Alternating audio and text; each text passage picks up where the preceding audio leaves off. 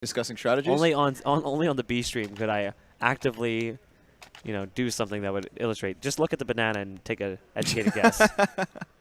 That's not the direction I was going to go. They were eating bananas. They were very hungry. They needed potassium. They've been here a long time. What were you thinking of, man? I have a short memory. I can't remember. It's all right. We want to get this one started, boys. It's coming. Would you like a maple candy? No, because that sounds disgusting. You actually have maple candies. I don't know if I should trust this. Yeah, I'm Canadian. Yeah, but he's Canadian, so he's nice. It's a maple and ice wine candy. Maple and ice wine. Yeah, that's wine made from frozen grapes. Wow. And they added syrup to it. It's 99% maple syrup. I think I'll pass. Rude. So here we go into the pistol. It's going to be on Inferno as the action begins. Moose is going to get the first two. That's the player we were profiling here. Ace goes down, but Dazzle is going to respond. It's a 4-on-2 in favor of the CTs, and look at this. Janji coming up big. There's the final kill coming in. Rise Nation with a fantastic pistol start here on Inferno. That was very scary when we see David sitting in the bottom of Mexico, just waiting as the counter-terrorists just go right past him. Well, what's his ping like? What do you mean? He said he's playing from Mexico. Buck. It's literally the first round. Okay, we have a long BO5. There will be plenty of opportunities. I just am surprised he came to Atlanta to play from Mexico. It's just really weird. There goes Janji off again. Already catches David with the opening frag. So the rest of the T is going to frantically try and grab this trade. Janji is able to retreat, but they actually dink up Dazzle, who does move back to the safety of the site. Now, near all utility expended, but at least they have banana control, and Brax hits a headshot.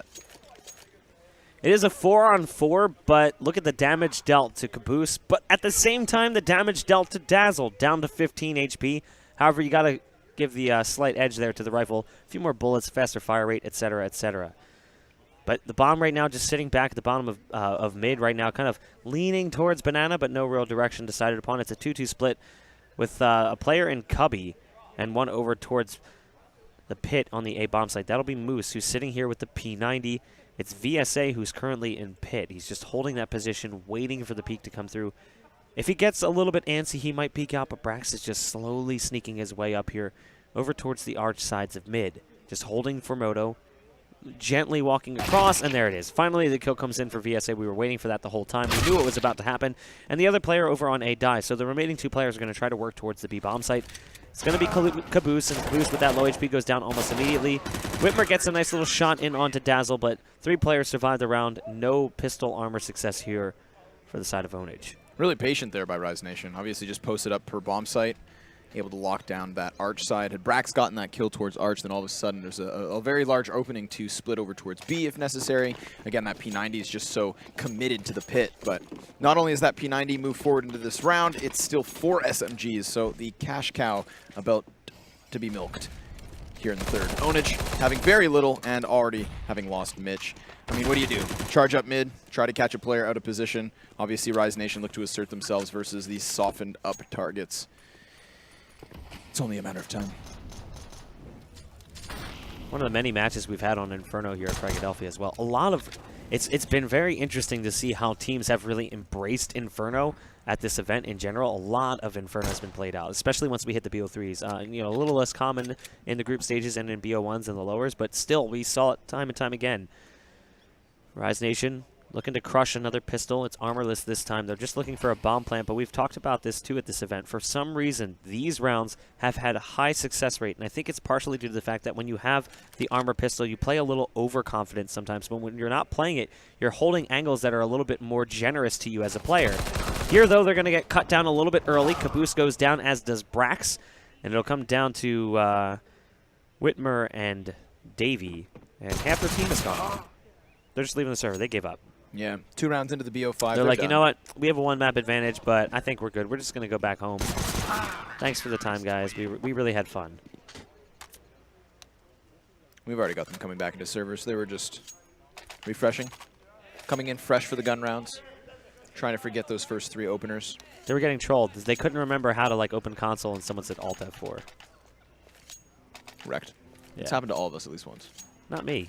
No? No. I used to tell people to F10 EQ, but no one understands that reference anymore. I don't. It's from Warcraft. Ooh. Back in the Dota days. Way back. Way back, like 2004. Your age is shining through. Yeah, I'm old. That's why I have no hair. That's why you also We've have been there. And a belly, because I'm old. That's what old people get. I was going to say you a collection get old, of wisdom, but... When you get old, you lose your hair, and you get fat, and that's what I've done. It makes me look wise, but really I'm just fat. Well, you've done it gracefully, Buck. As are those graceful grenades, already blasting a man to the backside. 3 quick kills on the banana, make that 4. And the energy still up quite high, despite it being late here. Fragadelphia. Brax with an AK. I mean, God, please get something to play off of, because that was a very rapid round from Rise Nation. We saw him lurk up here with the Deagle in a previous round, so he will do that yet again. But then fully flashed he falls to the UMP up close. Obviously, this is a fantastic start for the CT side of Inferno. Obviously, economy is so important on this map. You always want those grenades so that you can burn down the time, so that you can really section off those choke points. And as long as Rise Nation can win rounds in such convincing fashion, they will have cash for days. I mean, they still have that P90. Yeah, why not? I mean, hold on to it for as long as you can. Even though I don't necessarily like the P90 purchase, if it's working, why fix it? Or why, if it's not broken, why fix it? That's what I'm looking for. Here they go up into this B bomb site, and they get shredded apart. It's Ace to pick up two more for Janji as well. Whitmer is the last remaining member, and he's going to meet his end to Dazzle's USP. The damage was dealt very quickly yet again. These are like lightning rounds, just turbo fast right now. But Onage is going to have their first really strong buy, and it's going to include the AWP. However, there is a bit of a caveat to that. AWP on T-side Inferno has always been awkward. A little bit better now than it used to be, but it's always been a thing that some teams have actually shied away from. You know, even teams that had pretty decent AWPers would prefer to go to a 5-rifle setup just because that T-side AWP is kind of clunky on Inferno. So it'll be curious, I'm interested to see here in whether or not Whitmer is actually going to have the ability to like stay mobile with that AWP, really make an impact in the rounds. I'm trying to see where he's at right now. I think he's just sitting on T-stairs peeking towards mid. Yeah, Dazzle's able to get an opening kill over here towards the ramp of the apps. Now, it's immediately traded back, and that frag grenade's going to clear. Oh, no. Mitch gets past it. A little bit of dodgeball inside the apartments. Dazzle now gets caught in the open mid-rotation. Great play by Mitch to get past that, and then to crack open this opportunity. It's VSA to respond back with the kill onto Mitch. He gets his gun back in hand, but it's Caboose to double in. And that leaves Ace 1v3. This entire round all made possible thanks to the play of Mitch and the rapid call for the T side to come in off short. Now, this one remaining CT has worked his way from Arch through mid, and he's actually going to get past Whitmer, who's not watching this whatsoever. He's going to offer up his side. The terrorist's caught in the open, but the jump allows for him to dodge the shot. Despite the deagle from there, it is still Whitmer to the backside. He drops him. They get their first round, and 2 players survive. Now, this is something I actually talked about with a couple of different players at this event and in other events in general, is like this compulsive habit of players to switch to their knife when they're trying to strafe or move fast. You know, if you're only going a short distance, what amount of time is it actually saving you? And how many times have we seen players die in situations where if they just left their gun out, they probably would have had a greater chance of survival? They get caught pulling their knife out to make one jump, and then they go back to their gun. The amount of time they burn just switching between guns, it doesn't even seem worth it. And that was kind of what we saw from VSA there. He was lucky he stayed alive as long as he did, but he finally got his gun out. His position's sold out, and there's 2 players about to peek him from 2 different sides, so when he stands up, he's dead anyway. But maybe if he keeps his rifle out in that situation, he's able to find an additional kill, or at least put damage down. He does neither because of the fact that he's caught switching to that knife for effectively 5 feet of movement, which to me just has never made too much sense. A so far unused position from Moose. Standing up here on the belt. Nice Molotov to try and counter the rooftop. So Onage with a bit of grenade usage, trying to find an opening kill, but it is Moose to at least grab one. It's traded back immediately, but VSA with the spray takes down the double. Now, Dazzle finds another while Mitch finds success, again from the apartments, but that is where his success comes to an end. Do it! Do it! Do it! Oh, boo. Damn. Well, he didn't get kissed, but he's certainly a bitch. Come on now. You could have been a part of something real. He's afraid of commitment, I'm sure. Yeah, that's probably what it is. It's got to be it. So we have a pause coming in. I think this was technical in nature, not tactical. And I think it was because we see it's 4 players in the server for, I think it's Ownage. Someone must be restarting their game or something. Rise is having a great time. They're cracking up. They're having fun. That's really important because the demeanor of the team is going to just like spill over into success. So like as they're willing to able to put up numbers and have fun with one another, it's only going to improve their success. Like team chemistry is an important factor that I think is often overlooked. Like we've seen some other teams here. Like we've had other teams here that have talent, but obviously the team dynamic is seriously flawed, like almost to a point that it's broken. Yeah. Like that team will never work. And I'm not going to point out names, but it was bad, like real bad, among the worst I've ever seen. Yep. So like, I love the fact that Rise is here having fun with each other in the grand finals. Obviously, being up 6-1, you're not going to see the worst from them, but they're like sitting here in a technical timeout, just goofing off, cracking jokes, having a fun time, lighthearted. Kind of like the old BMC crew when they went on their back-to-back tournament and VSA was on that team at one point. So honestly, VSA is a really funny guy. I mean, yeah, sometimes. I'm just kidding. Yeah, he is. And I think that that's kind of the attitude he's bringing to the team right now. He's probably goofing off, cracking jokes. I assume that's the case. So I don't know what we're waiting on at this point. We've got all 5 back into the server. I can hear the chat going. Probably .r question mark, R question mark, R exclamation point. R ... Yeah, they're just saying like, you ready to go? I'm ready to go. I think Rise Nation has been ready to go. They were born ready for this moment. This one, Fragadelphia? Yeah, everything in their life just culminates at this moment right here. This round, not all the other rounds, just this one. Let's see if they do something glorious then. It is, of course, just versus the mostly unarmored pistols. You'd expect this one to quickly go to the wayside, but honestly, Ownage throughout this weekend has had crazy amounts of success. Really, I cannot say I can. I mean, they haven't won yet. I know that there's plenty of after-hours entertainment in Philadelphia, but usually that requires money. Maybe with the prize pool. Let me retry that. I mean, I don't want to tell you how to invest your money, but with their pistol force buys, they have had incredible amounts of success throughout the weekend. Most notably versus, I would say, BMC earlier today. They had 2 force buy wins on Train and on Nuke that ultimately just net them the victory. So you can't count them out, but this time you certainly can. 3 players very quickly dealt with before the minute mark. At least 2, and one of which now down. Brax chucked away. So we were talking before about how those SMG rounds were very convincing from Rise Nation, how they kept 5 players up and were just able to make so much money off of it. And sure enough, even despite it being rifles, they're not losing anything. Barring the utility that they expend in order to take the more favorable gunfights, this costs them nothing. A lot of noise coming out here. I can't tell who's talking. Success. Suck-sex. He didn't even get that far into the word. He just said sex. Yeah, they've been having so much sex this weekend. Is there anything you want to tell me? It's the maple candies. You have some insider info on Rise's activity this weekend? I don't kiss and tell. I mean, I was in the hotel room one night with you, but I don't know what you did the next night. You'll never know. You're a man of intrigue. Ownage have some guns, Bach. Apparently suck sex. Not 5, but only 2 at this point. I was going to say 3, but David's already dead. And Ace is already posted up towards Banana with that op. He's playing alone, as we do see Rise Nation starting to shift more players over towards that A site. And honestly, we've only seen Ownage try to play for that side of the map. Yeah, right now they're trying to get some control of mid. But the CT side doesn't really seem too keen to give it to him. Just jiggle peeking on top mid. There's plenty of utility here for the CT side to stop them and slow them down. And that's going to be the biggest hurdle for Ownage, is getting past Rise's money.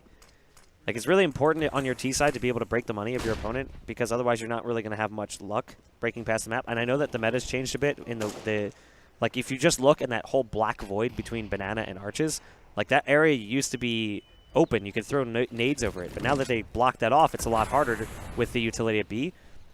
But even still, the game is all about clock control for the counter-terror, so the longer they control the clock, the better. Here they're going to try and boost up and go onto quad.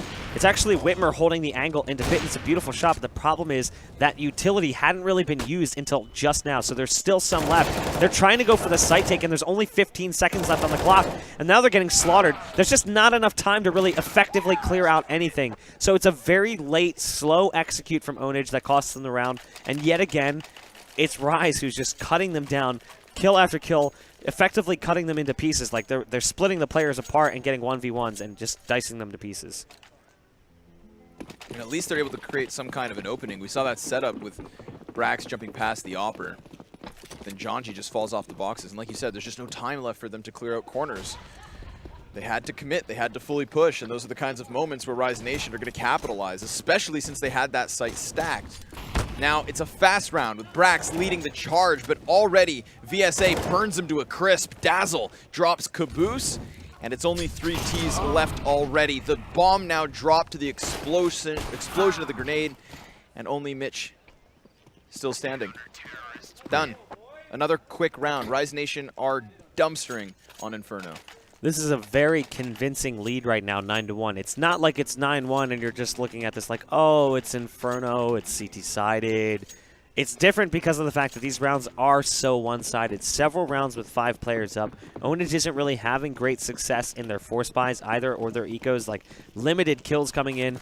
So Rise Nation is just piling up money, and that's why you're seeing this move right now. They are feeling so confident, they're just going to rush down mid. It does backfire, obviously, like we can see the mistakes that were made there, but I like the call. It's a confidence move. It's a way of getting inside Onage's head and saying, like, listen, we're not scared of you. We don't care what your names are or what your HLTV history says about you.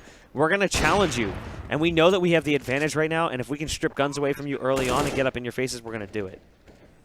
Even if they've been able to grab a couple of kills in that moment and lose the round in the end, they're bound for another reset. Onage obviously going to be adding a second to the board, but the follow-up round is going to be crucial. Of course, Ace's position is known as he fires off the shot, does drop 1, but Brax able to respond. So at least Onage winning a second round and doing so with 4 players still up puts them in a decent spot. I mean, the other side of this, too, is that like a lot of people believe that the new Inferno is actually skewing more T-sided than any other version of the map. So it's not like that old like 12-3 Inferno half was like, oh, that's like not the worst thing that could happen. Like if Rise Nation 9-6s them, that's actually not a bad score. It's not great, but it's not bad either. Like obviously this could be a lot better, but if they can hold them at low rounds on their T side, that's actually a huge half from Rise. Janji's going to try and hang back in this molly. That's unfortunate.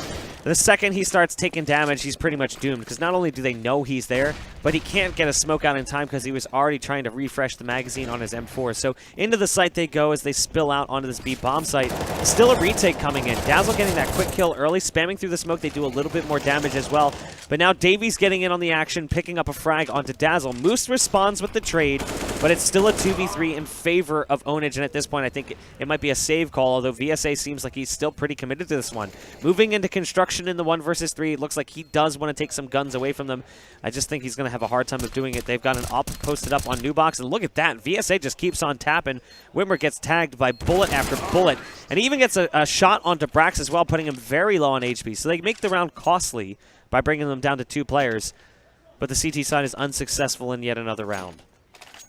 And importantly, we see Onage convert a point. So you said, of course, that 9-6 score could be enough for Onage to work with. It wouldn't be half bad. And it's still very realistic. There's only 3 rounds left for them to gain. And Rise Nation's cash flow is going to be starting to take a bit of a hit. Over towards Banana, we see a bit more aggression yet again. And there's Ace with a quick little boost to find Caboose. And the 5v4 secured as Braxton starts to creep his way up mid. He's got the bomb by his side and a man over towards the apps. Now, that was a very quick round towards the B bomb site in the previous one. And earlier on, we saw Onage going for the standard mid control, a little bit of apartment presence, and then the eventual A site execution. Seems like this time they might go back for that. And Rise Nation still have 3 players here. They've yet to give up on the majority game, keeping them all in position, but they're not looking to show the bomb here, despite trying to, you know, shift their players to the door side, put a player on Balk, and continue their push forward for map control.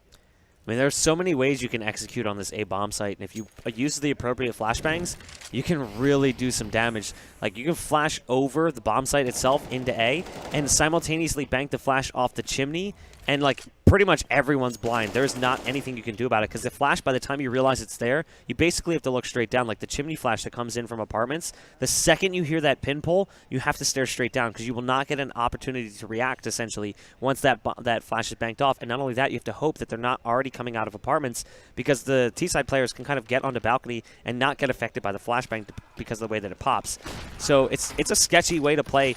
into that A site, and it's really easy for the T side to overwhelm. But into the B bomb site they go yet again, falling back from A, but burning so much clock. Again, they're in the same position they were in before. Janji's just going to wait it out. He knows it's better to give themselves the 3-on-2 than to try to force a fight early and potentially lose and put things back on even numbers. So he's going to wait for his teammates to get there. Mitch is moving up onto B, and that's a big kill onto Dazzle because it effectively cuts off the advantage there for Rise Nation. They still have a minor advantage in that they've got some utility to work with here, including a Molotov and a flashbang. So they're going to molly at New Box, and that's actually going to be Whitmer burning alive there. So now Mitch can just play the bomb. He's going to play games with Janji here, peeking out wide. He's taking a ton of damage. Janji again trying to bait him out into position. Mitch isn't moving, and there you go. It's going to be Janji getting the kill, and he's got the time for the defuse as well. It will be a 10th round here for Rise Nation. Oof. Very close moment there. Obviously, the patience from Janji in the church is, of course, allowed because they're coming in from both spawn and banana. So that kill from Mitch was absolutely crucial. It allows for him to play that insurance policy towards the banana in the end, and he almost gets away with it. So close was that defuse. So the best Onage can hope for at this point is going to be 5. At least they've been able to afford themselves another buy. And it's going to be a rapid play towards banana yet once more. Great grenade already tagging Mitch down to 35 points of health. David slightly hit up by it. And now it's up to the T's to use grenades of their own. Some of the flames extinguished, but that's not going to convince Onage to let off. Not just yet, as they do still have one man in the apps. It's Caboose who's trying to poke and pry. He's only got that Mac 10 though. Utility's still quite healthy. Even if they elicit the response with the Molotovs, they'll have another bout of utility, seeing as they do have 4. There's no issue there. So initial grenades to be set, and 4 players on the top of banana here. Full flash is Janji. He's going to have to give up the cross. That doesn't stop Ace from dropping the man on the front side. And then the flash goes high. It allows for the peek, but it gets denied. Brax with a headshot onto Janji. Brax wants another one, and they close the gap to Ace, but he is still standing! And 3 kills with a collateral included. That is gorgeous. Bizarre flash to the camera there as we, I guess our cameraman was just so impressed with that. He just spiraled around in circles. It's Whitmer here. He's alive still. 1 versus 4. It's a double op setup on the other side. And again, we talked about that awkward nature of the op on T-side Inferno. And as of yet, it does feel like the CT side op has gotten the better of Onage on several occasions, but this one really stands out. Ace was playing in dark spot in the back of sight. They knew he was there. Whitmer started putting damage down. And yeah, you know what? The collateral is a minor amount of luck. Like, it's obviously a shot that he hits. The second one, maybe he doesn't even know the player's there and he just happens to get it. But he still hit 2 shots on those players from that position, despite the fact that they knew exactly where he was at. And now the money coming into the final round, it is awful. $1,900 for some of these guys. It is not going to be good enough to buy. So it's going to be the sisterhood of the traveling op here. If that op goes down, the second one's going to pick it up, and it's just going to move down the line. Hopefully they can pick up a few kills early with that op to try and find some extra guns to pad out what they've got already in the Tech 9. But there's that first op already firing through. That was coming in from top mid, picking down Davey right off the start. Sean to start with the op. The frags and the Molotov convince him off for the immediate peak. But once the flames extinguish themselves, he starts to creep on in. Little boost over the top of the half wall in order to keep the peak honest, but Rise Nation are going to play a more passive position with a man boosted up here on the half wall. That's Janji. And then Ace by his side, the counter op. So even though this is a double op setup from Rise Nation, they're obviously going to put 1 per extremity. And they're just hoping that Sean walks into this. Now, there's still enough utility for some kind of a peek, but Sean's gone down. That's the op shot through the head of him. And the op itself into the hands of Caboose. Yet again, the fire going to slow things down. Rise Nation have had so much cash that all of their buys have been full utility. The frag grenades to stop the initial peaks, the smokes and Molotovs to burn off time. Poor Onage have been executing in with just such little time left over. But they generally tend to run into issues on the entry. Janji still with the eyes on cross as VSA finds 1 frag. Caboose executes with a dig, and Brax with an op finds another. They have a massive health advantage, and Brax with another kill leaves this down to the 2v2. Like we said, it was all down to that op and what it was going to be able to do. So It's Brax picking it up and finding several kills with it. Caboose now has one as well. This is a bold boost here, putting Moose up on top of the planters, or the flower boxes, as they come in from CT. Smoke's going to go down, but it's really not a favorable one for the players moving in from CT. It's not a full banana smoke at all, but look at this. Brax hits the shot anyway. What a shot from Brax.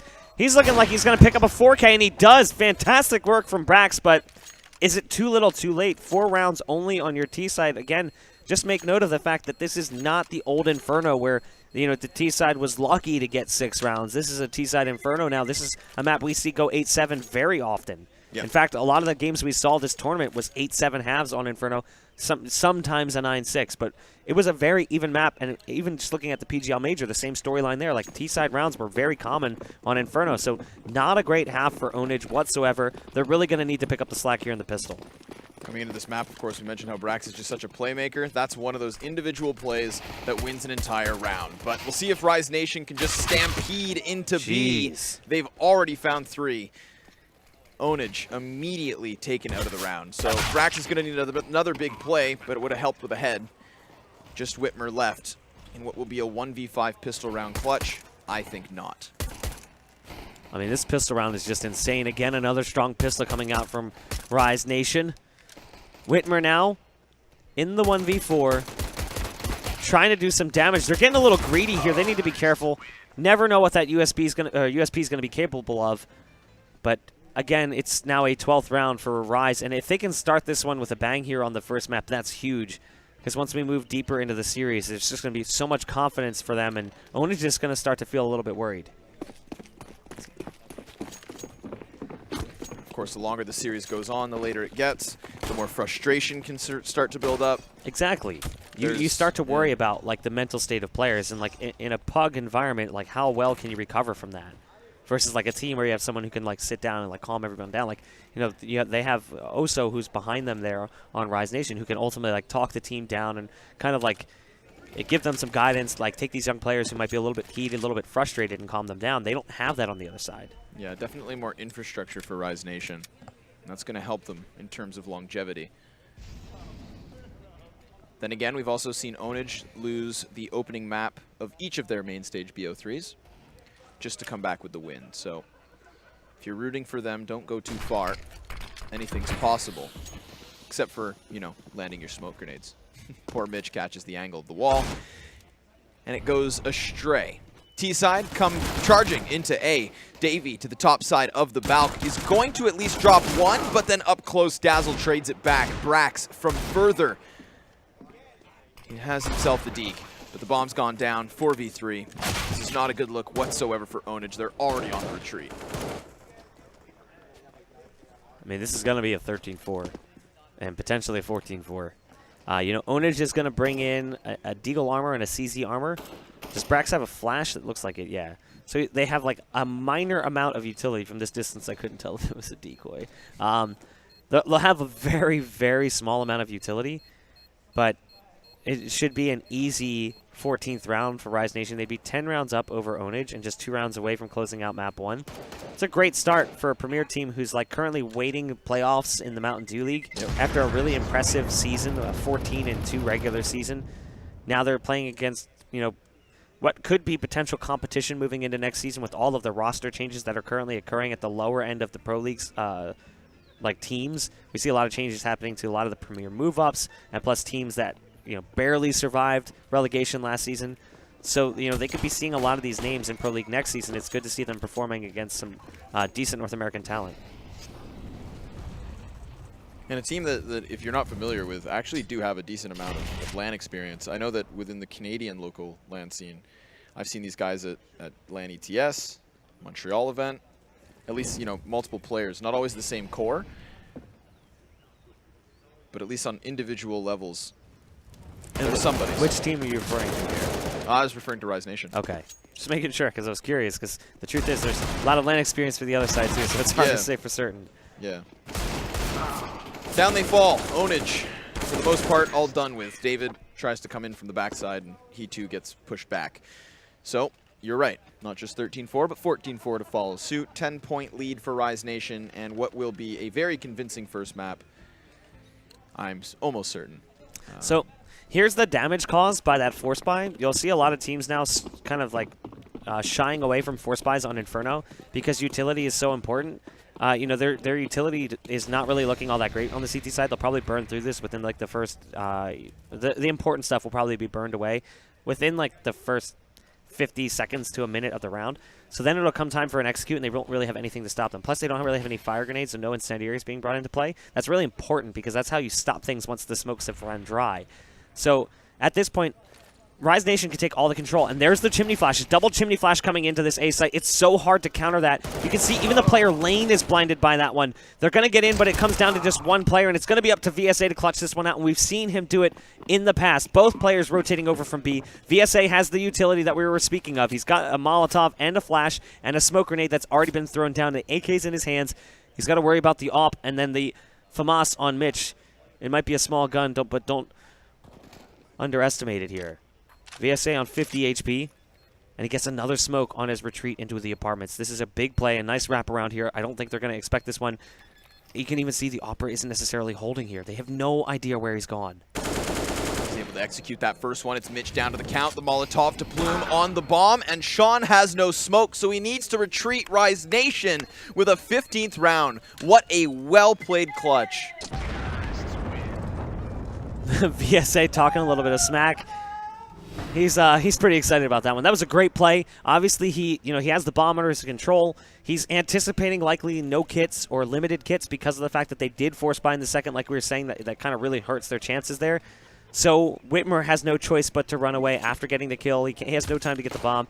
So he'll bring the AWP into the next round, and it's the strongest piece of the equipment brought in here by Onage, and right off the bat, a little bit of revenge for Whitmer as he gets the kill onto Ace to start the round. The Opera for Rise Nation is dead. AKs across the board for the remainder, but they still have a leg up in that Davey, Brax, and Mitch are all using umps, and in the current meta with the changes to the ump, it's just nowhere near as strong as it used to be. No, also low utility for 3 of their players. But Whitmer with another one. So now it's going to come down to the 3 remaining Rise Nation players who are all over towards this A site to just try and charge in here. If they can take the A site by storm, plant the bomb with minimal losses, that would be great, but they lose the bomb, at least for a moment, as Dazzle trades it back, grabs the device, and starts to shift over towards the site itself. Now, it's still a man advantage, but there's little utility for Onage to play off of, just the double flash, and still one of their players on that AWP.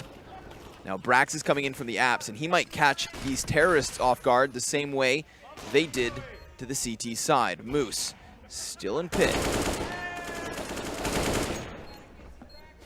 So it's going to be a clutch there coming in from Sean, and that would be Whitmer and also Brax. So it's a 5th round.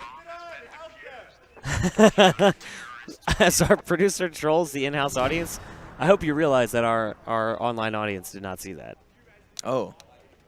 I was wondering what the hell Rob was doing. Yeah, no. Our online audience did not see that. Just the in-house audience. So they got trolled a little bit there by Rob, our producer. So not as good as the producer on the B stream, but we still love him.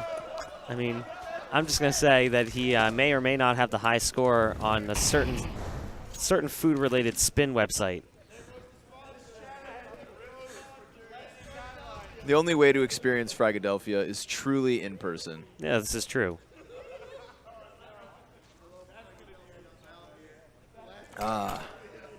10 rounds for the comeback. And David's got the XM1014. Now he's going to lock it down over towards the app entrance. He's just hoping that Rise Nation walk in here. They're not going to have any feeler over towards Banana, and the CTs know this. It is going to be the aggressive stance on Sean. His opping was on point in that previous round. But now it's Davey up close, taking 2 as the buckshot reigns supreme. Dazzle with a headshot of his own, and VSA with another does just quickly turn this back as they entry in. Jonji dropped over towards Arch side, leaves both players from Rise Nation on the A site, and it's going to be another retake clutch attempt, but it's all down to Sean himself. Whitmer with a Molotov to the backside of Pit. He preemptively sections off the peak. It's yours. You got something on your mind, man. We got to, This is a city of brotherly love, and there's a whole lot of love to go around for about, $10 at a Wawa. So it's going to be Rise to pick up the win here on map 1. A very impressive victory, to say the least, as they're going to be very confident moving into the next map. Unfortunately, Onage just not able to fight back against that one. I mean, from the very beginning, it felt like it was Rise's match. They just, time after time, shutting down the pushes from Onage on their CT side. They had a really good, strong CT side, 11-4. But, just there was not enough room for Onage to try and even work that second half. No. There was really not much to highlight from them in that. I mean, if anything, sure, Whitmer's op starts to show up towards the end. We get that big play from Braxton as well on his AWP. So one of the things that I had kind of noted coming into this event was a question mark of, was Whitmer going to op or was Swag going to do it? And throughout the entirety of the weekend, we've seen some pretty cool double op setups, but when you have a score like that, you really have no chance to employ it. Moving forward, maybe that's what we see. Clearly, on an individual basis, they are still landing those kills, and hopefully with the next map, they can give us a more respectful scoreline.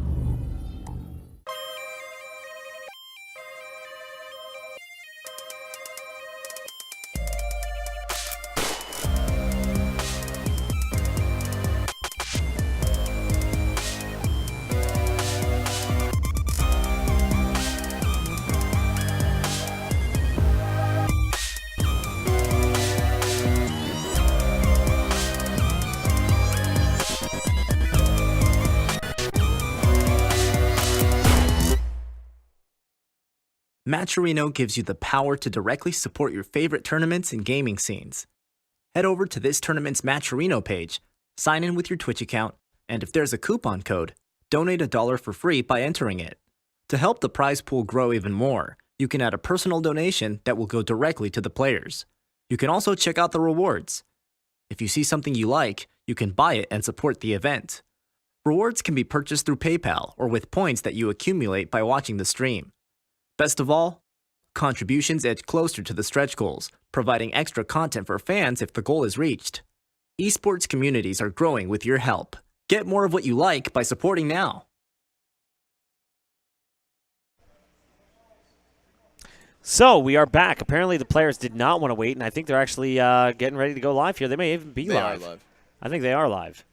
Are we live? Oh, wow. Look at that. I always say there's two things Fragadelphia will always keep in their production, and that's missing pistol rounds and having the teams on the wrong side of the top. Not this time. we No, we only actually, one of the two. We're halfway there. 1 out of 2 ain't bad. That's 50%. If we're in the 50th percentile of CS streams, that's pretty good. Yeah. I mean, that's success here. That's all we aim for is 50% here at Fragadelphia. Let's see if Ace can clutch this. It's going to be the bomb pushing over towards the B bomb site. Lots of damage already dealt, and he has no kit, so he's going to have to come in quick. Spots the man over towards Plat, and the second terrorist inside the coop. creeps his way forward, does further damage, and then the head presents itself once more. But Ace, he's going to need a reload soon enough. And he's still able to creep himself towards sight. He's coming in from a different angle. Oh, they don't know. This is so well played from Ace, but he misses his opportunity, and Mitch will capitalize. The headshot to Ace secures Ownage the pistol. So, yeah, Rise Nation, they lose the pistol, but look at this. No hesitation from them. They do not even pump the brakes at all. They want to send things right back into the face of Ownage here, and that means putting the umps in play. This is really bold from Rise Nation. It actually does not look good for them moving forward if they lose this, though, because they spend so much money to get into this round. Look at that boost right off the bat. Getting the kill with the CZ75, and another one for Moose there. Great moves from him. And he, in fact, is upgraded to the ump. Dazzle was the one who purchased it, but he's lost it now. Jonji getting a kill with the 5-7 as well. This is really panning out nicely for Rise. So this force buy definitely catching Ownage off guard as it comes to a 4-on-2. You know, armor across the board, 2 umps, 2 5-7s, and potentially more guns for them to grab if they can make it up into the drop room where they got those initial kills. Mitch makes contact over on Long B Plat. That's Ace behind the box. As he tries to spam through the edges, Ace is going to be able to run away and make his way down the stairs. So they're not going to surrender that 2-man advantage as of yet. A minute left on the clock, so there's plenty of time for Ownage to try and get creative. But they just don't have a whole lot to work with. It's just the AKs and a little bit of utility against 4 players. And most of those 4 players now inside or close to this B bomb site. So Sean getting a bit of wiggle room with a headshot onto Moose. He pop flashes his way over. Jonji dodges it and comes swinging wide. Creates a distraction long enough for VSA to take the frag. And then Ace blindsides the last as Rise Nation will convert their upset round. That first peek from Moose did concern me a little bit because there really wasn't any benefit to him peeking there. They basically just lost a player for no reason. There was no trade opportunity. He kind of peeked a little bit over aggressively, and I'm not sure what the call was that was made. Maybe there was a call that they were falling off or somebody heard something, but I didn't like that, and it made me a little bit nervous that, okay, like they just lost this player with the ump, and now they're down to 2 pistols and 1 ump. There's potential here for Ownage to bring this one back around. It's a 2v3 instead of a 2v4, but they recover, they stabilize, and they bring things back to their favor. So it's now Ownage who have gone into the force buy. Now my record for consecutive force buy wins is 8 rounds that I've actually casted. So I've seen 8 rounds of back-to-back force buy success. So I'm curious to see if that's going to happen here as well, because these players are obviously very talented. So pistol armor rounds have a tendency to make some waves, some ripples, and this map in general just lends itself to pistol armor. Because of all the close quarters combat that you have across the map, it's very common to see pistol rounds pretty successful here. Ooh, a deagle kill from Caboose to get this one started, and Sean finds a double of his own over towards the Ace site. Mitch with a headshot, and this could be a clean sweep off of the force buy back from Ownage. Jonji 1v5. It is nothing but friendly corpses scattered all around him. And he feels the grasp of Ownage clasping down. But he's at least going to have a bit of trigger discipline. Here's a second man to leave here. So at least deal damage so that maybe your team can force buy back again. Oh, no. Or... oh, no. Don't say anything. I can't believe this might actually happen. Gonna find the they don't know he's there. He's actually got the bomb planted. He might be able to stick this one. He's going to throw the molly. Oh, this is so bold. He has the kit, but he tries to just play defensive instead. I mean, if he doesn't have to worry about Whitmer, I thought for a chance he was actually going to be able to get that bomb defused with all 5 players alive. I've only ever seen that happen like one time. It was Valence on Cash against Area 51 or whatever it was. And there's like the classic clip of Summit dropping off of Redbox just as Valence finishes the defuse. He was sitting right in front of him. They had no idea he was there. That one was a little bit crazier, but that still would have been a big play. I thought he was going to use the molly in front of him to use the smoke from the flames to try and hide him, but it's not going to work out there. So there's that pistol round success, the pistol armor working for Ownage, kind of what we had said. Cobble just lends itself to that sort of round. Davey looking for the entry. Here's Rise Nation do force back into this, again with a WMP. We've lost the man towards the B site already. The bomb is now starting to force its way in. Sean with another frag, and then Caboose catches VSA. Sure enough, Dazzle finds one, but there's so much damage dealt. There's 3 players here from Ownage already tagged to sub 50 health. Make that all 4. And now, only down to the 2v2. Suddenly, Rise Nation are back to the advantage. They've got themselves a frag, and they've got themselves a flash, and Dazzle is fully blind himself. Time ticking quickly. No kit to play off of. And Jonji's a little scared here, but they find it yet once more. 4 rounds back and forth here to kick off Cobble. It's actually just absurd, and it really is just a testament to Cobble's map design. Look at it. It's like a labyrinth. Just a constant sea of turns and walls and angles to clear. So a good bounce back from Rise as they win another pistol armor round. And you have to start to ask yourself that question. How many times will this happen before one team is able to secure 2 rounds in a row? So this round, it's not actually going to be a pistol armor round. Because of the money that's accumulated for Ownage and what they were able to do in the past, they're actually able to afford a buy round. Not a fantastic one since Caboose doesn't actually have a gun, but it's 3 AKs and an AWP, which is, it gives them a little bit of an advantage over Rise in that they don't have an AWP, but they've already given up the secret. Like, hey guys, we have an AWP in play this round, so they know that it's a buy. They know that there's guns in play.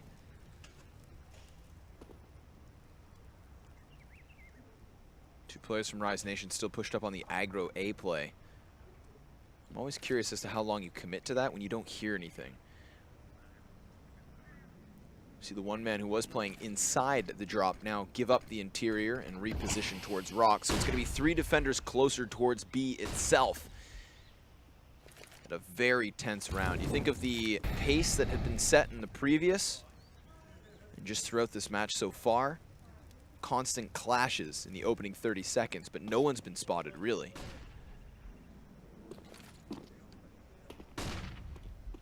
An eerie blanket of silence covers the map. You know, it's actually kind of wild when you hear the map with no noise.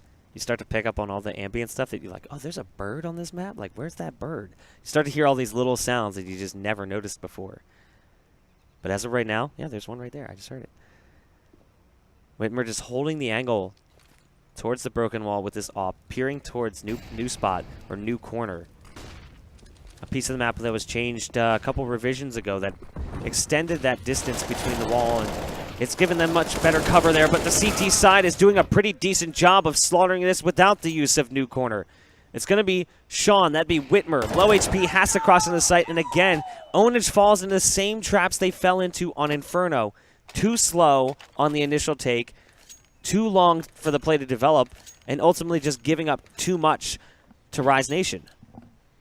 Yeah, you can see the gears grinding. You can see the theory that they're putting across for their execution, but like you say, it's just too late. Timing is what's most important when it comes to those kinds of plays. If you're going to take your time to ensure that you're not being flanked or anything along those lines, then you need to ensure that you have enough time to push in if you hit a bit of a wall. If everything goes fine and you charge right through, all right, great. But you always have to calculate the chance of mistakes. This round should be a quick one from Rise Nation. I mean, it's not even Kevlar pistols. We've seen some crazy rounds already, but this would be the wildest of all. Who's just playing close here on the plywood with that MP9, trying to make some money, knowing that these players are armorless. I mean, it won't have much value if it's brought into the next round, but it kind of has such a ridiculous fire rate against unarmored opponents. It just chews them to pieces. However, there's only one player here, and they've already made it in the drop room. It's going to be Jonji, who again goes nuts with the UMP. He's going to whip out the pistol in time as well to get one more. That's a huge hold. The only remaining player was the lurk towards A. And let's be real, how much of a lurk is it when you've got a Glock? Moose is still able to get the kill from range using that MP9. So it's a 2-round advantage here for Rise Nation as Ownage moves into yet another bye. But as of right now, you know, we see Rise Nation sort of taking control of the map a little bit better. You know, there was a bit of a battle back and forth early on, but now they're starting to solidify themselves. We will have Ownage back on a decent purchase. Another play to be made here from Rise Nation as they boost Jonji over. And then he gets smoked out. That was, of course, his teammate's smoke grenade.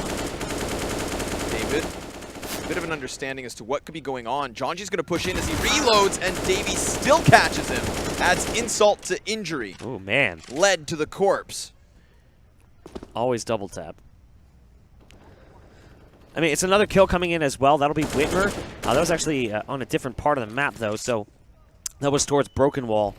As Ownage is picking up the numbers, reminder, they did come into this round with guns that had been brought in from previous ones, so they can afford a buy up here, but they didn't want to throw all these guns away so easily.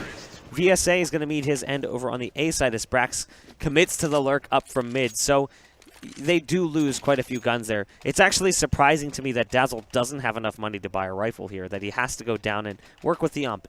To be fair, the ump has its effectiveness because in the same sense that pistol armor is really successful, the SMGs can be pretty strong, like in drop room or playing towards broken wall, just like shotguns, except they have better rotational value. Like the Mag 7 is awesome in the drop room, so is the XM. But the problem is when you go to rotate and try to commit to like the A bomb site for a retake, you just have no range whatsoever. You really can't work back into that site easily with the shotguns. So the SMGs are the ultimate, switch up. Instead of using the rifle and potentially surrendering a gun in that sense, if you give them an ump, it's going to bode well for you when they go into the site and they try to swap out guns. Dazzle spotting the bottom door. Does see the first terrorist come through. It's going to be Caboose, who has a lot of teammates behind him.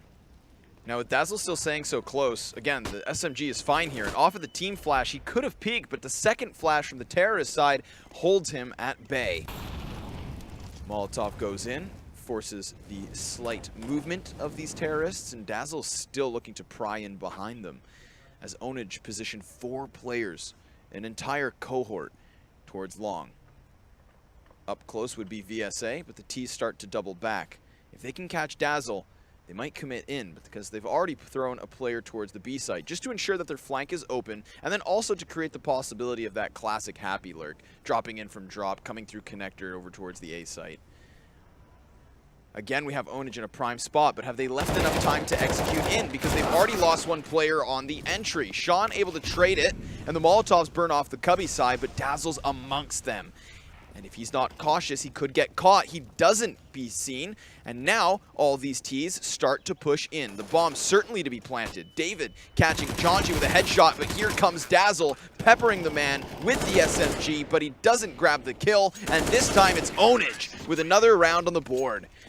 It looked like it could have gotten problematic, but they're still able to bounce back after that first loss, and then they find the win. Well, so remember what we were saying about the ump and kind of like its effective range drop off really hurting the gun? You can kind of see it in that exchange there with the player on long. The guy is not that far away. That kill would have been easy before the patch that kind of nerfed the ump's distance, but in this fight, he doesn't really have the same success. So now it's going to be Rise going back down to pistols.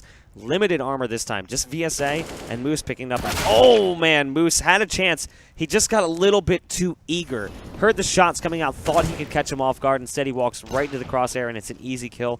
And this is a mop-up round for Onage, as we don't really see anything happening for Rise Nation. This could be the beginning of something really strong for Onage. Rise Nation has to be careful not to give them too much room to work with.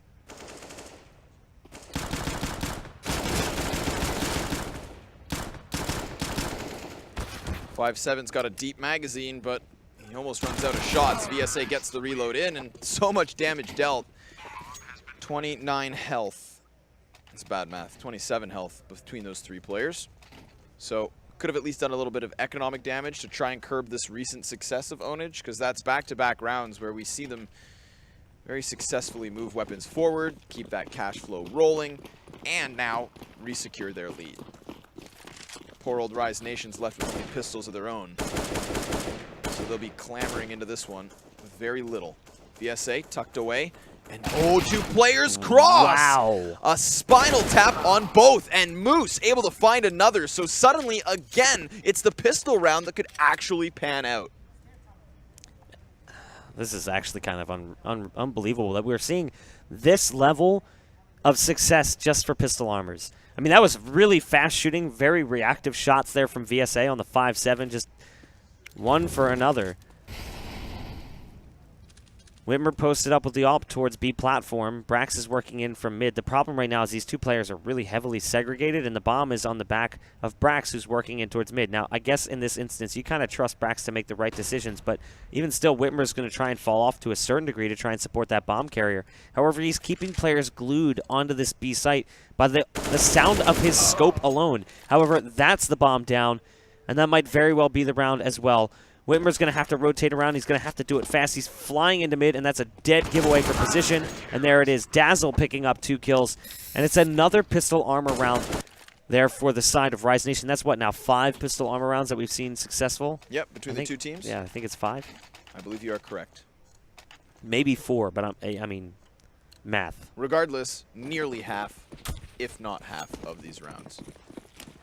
And it's not even like it's one team, it's literally both, so those same mistakes being mirrored on each side of the spectrum. Walking through the fire is Onage. 3 players so heavily lit already.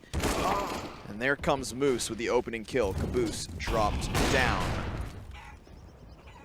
Now, at least a bit of real estate has been afforded to the T side within connector. Mitch gets in behind them.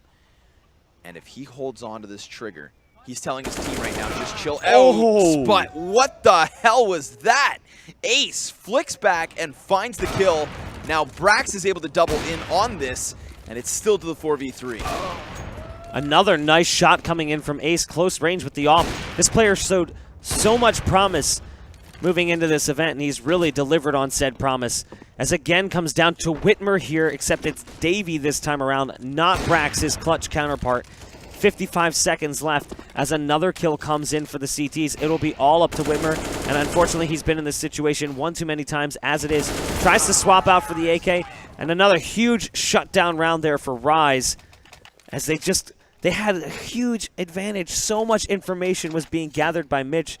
He was delivering a scouting report for Onage, and then unfortunately Ace just happens to turn. He tried to take the fight, and then Ace just hits a crazy shot through the tree.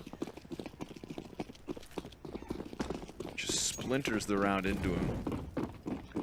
Now it's the round advantage back to the hands of Rise Nation, but Onage trying to employ their pistols yet again.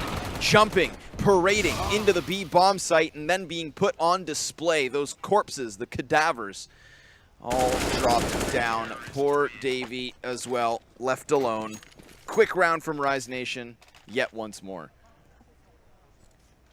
So now we see another buy coming in from Onage here. It will include the AWP, but it's only going to include one. We had seen, I've seen Brax actually like ancillary AWP, and he's solid with the AWP. I mean, when you're as mechanically skilled as Brax is, you can pretty much pick up any gun and make it work. But it's not even just like the fact that he can aim well with the AWP, it's the decisions he makes when using the AWP. Like, it almost looks like he's an AWPer when he does it. It's kind of wild how he can just kind of like assume that responsibility when necessary. So if it came down to it, when they switch over to the CT side, that double AWP presence could be a serious threat and a problem for Rise Nation to deal with. I've seen Moose pick up the AWP in the past, same with VSA. So ultimately they do have some flex potential there on Rise Nation as well. But is it as strong as Whitmer and Brax with the double AWP? I don't know. 7-5. Rise Nation has a very slim lead here over Onage, and one that could come crashing down upon them as there's still a few rounds to be played out. We could see this still go 8-7 Onage. But I think they're going to really rely on this AWP to kind of get things started here. While we've seen Whitmer kind of laying in the back lines, ending up in clutch situations, it seems like this time we'll actually see him lead the charge instead of being the tail end, the caboose of the round. Once again, Onage getting into position, but it looks like they're going to execute with enough time this time. They'll have that little grace period with their entry in. Caboose to keep an eye on Smoke as his teammate leads the charge. Jonji's up close next to the rock, but here comes the tease, just pushing forward. Jonji immediately stops them in their track. Ace chimes in with an AWP shot, which connects, and then it's all on Davey, who grabs himself the 2K, but there's a flank inbound. As the man is near rock, that's Jonji still alive, still finding targets, peppering them down. A big play from Jonji. He stops the head of the snake and then seals the deal with the final 2 frags as well. Yet again, Rise Nation passed the test. Again, we talked about this coming into the series, but you would forget just looking at these two teams that Rise Nation came in from the lower bracket. Like, based on the way they played and the strength of schedule and everything they've had to fight against, Rise Nation has looked like a really good team, but they did come in from the lower, so they do have that map disadvantage. If it weren't for that, this could actually be the series here if Rise Nation is able to pick this one up. Big hold on long by VSA. I know that it's just a pistol arm around here, but he just strikes down 3 players with ease. And again, brings it to just 2 here. It's Davey and Mitch. Every one of these players having their chance at clutch play potential, but it doesn't really seem to be panning out too often for Onage. Mitch has already hightailed it out of long, and Davey is hanging about with the bomb, and that's the bomb down. That's probably the round at this point. They have full bomb control, and Mitch only has an ump. Even though there's a minute and 10 seconds left on the clock, I don't feel like there's a whole lot of room for creativity here.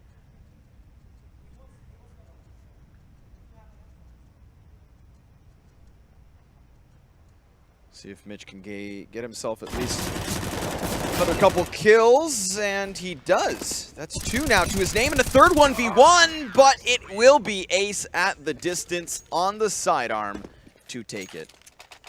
Valiant effort. I shall give credit where it is due. Would have been one hell of a 1v4, but it's just not meant to be. Rise Nation with a chance at finding double digits in the opening half. One last round to play here to the CT side. Again, a very convincing, although not as lopsided, first half from Rise Nation. Smoke's going to go down on the cross. That allows Davey out. This is a bit of a faster play than we've seen from them. I don't know if he saw that player sneak in a new corner, and he didn't. Ace just swings out. I don't think that was Ace that actually hit the shot there. He was actually playing towards Fountain. It was the 3-man Moose who was playing a new corner, and he's actually still there jiggle peeking, but he's decided to vacate the premises as he moves closer, playing towards anti-flash position, and now moving up to the stairs. Wimmer's here holding with an op, but this is a kind of detrimental angle as the molly comes down. Not only that, once that smoke fades, he's got limited cover on his backside, so if somebody came up from sidewalk, he'd be very, very vulnerable. So again, they lose so many players away from the bomb, like well away from the bomb. 2 players now trying to take in this A bomb site. They're looking to get that 6th round, make it a 9-6, but I don't think they anticipate the fact that there's 2 players already in the site. They've got Rise set up with VSA playing cannons, and then Dazzle in the back of bomb site. Dazzle does the damage. VSA finishes things off. It's a 10-5 first half. Another very strong performance from Rise on the CT side of a map that is traditionally more favored to the T side than what we saw from the scoreline. Man. So many pistol force buys as well included in those scorelines. A crucial component of that opening half. Oh, I mean, it was like one of the biggest storylines of that whole half is how many times did we see pistol armor for both teams? But, you know, ultimately it was Rise Nation who was able to gain control of the money and prevent those rounds later on. Look at this. A quick shutdown coming in from Whitmer as they tried to spill out into the drop room, but it didn't go well for them. Brax is still playing a new corner, but man, Brax just having no luck jiggle peeking with the USP. It'll come down to one player, and I feel like this is just a repeat of the buy rounds we've seen thus far. It's Rise Nation with a 2-man advantage or sometimes even a 3-man advantage, and the last guy working in just really doesn't have anything to go by. So he's coming in from drop room. He's already been spotted. He just got gooshed right off the bat, and there we go. The finishing shot from Ace. I mean, that's an 11-5. Again, we're looking at a very lopsided scoreline before a buy round comes in from Onage. It's basically just the first map all over again.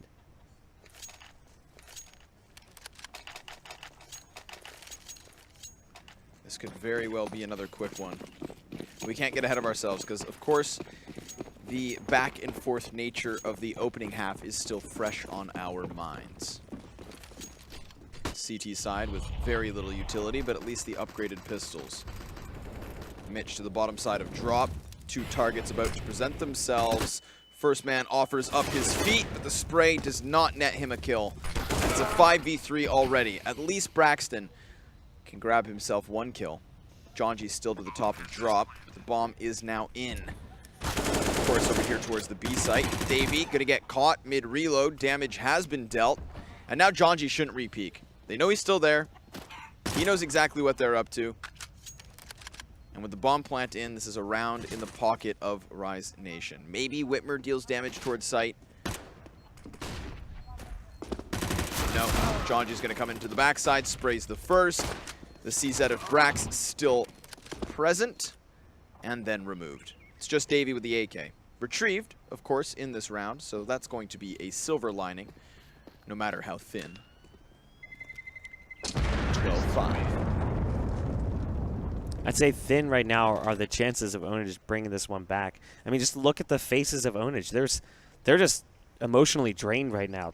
A back-to-back maps where their T side left a lot to be desired, and then they're going into the CT side, and Rise Nation just keeps on delivering the punches. Yeah, sure, Davey's got an AK, and he was able to throw a gun away probably for someone else too, the pistol or whatever he had in the previous round, but No, he actually kept it. He's still got the pistol on him, so he doesn't even give away that 5-7. He's going to hold it for himself. And that's the AK gone already. So that's the kind of gamble play you make, knowing you've got to make a change. Look at this. One in the smoke. That was actually Brax who's managed to get himself an up. And I'd be amazed if he was able to make this one work, but not going to happen. So, you know, right off the bat, Davey goes for that aggressive play to try and get an opening start to the round, maybe find an advantage, but it's immediately the gun thrown away. Immediately. Rise Nation are just not taking their foot off the gas pedal. And they're laughing. Yep. They're giggling over there. They're telling jokes. They're having a good time. Why wouldn't you be? You're up 8 rounds when the first buy round comes in from your opponent.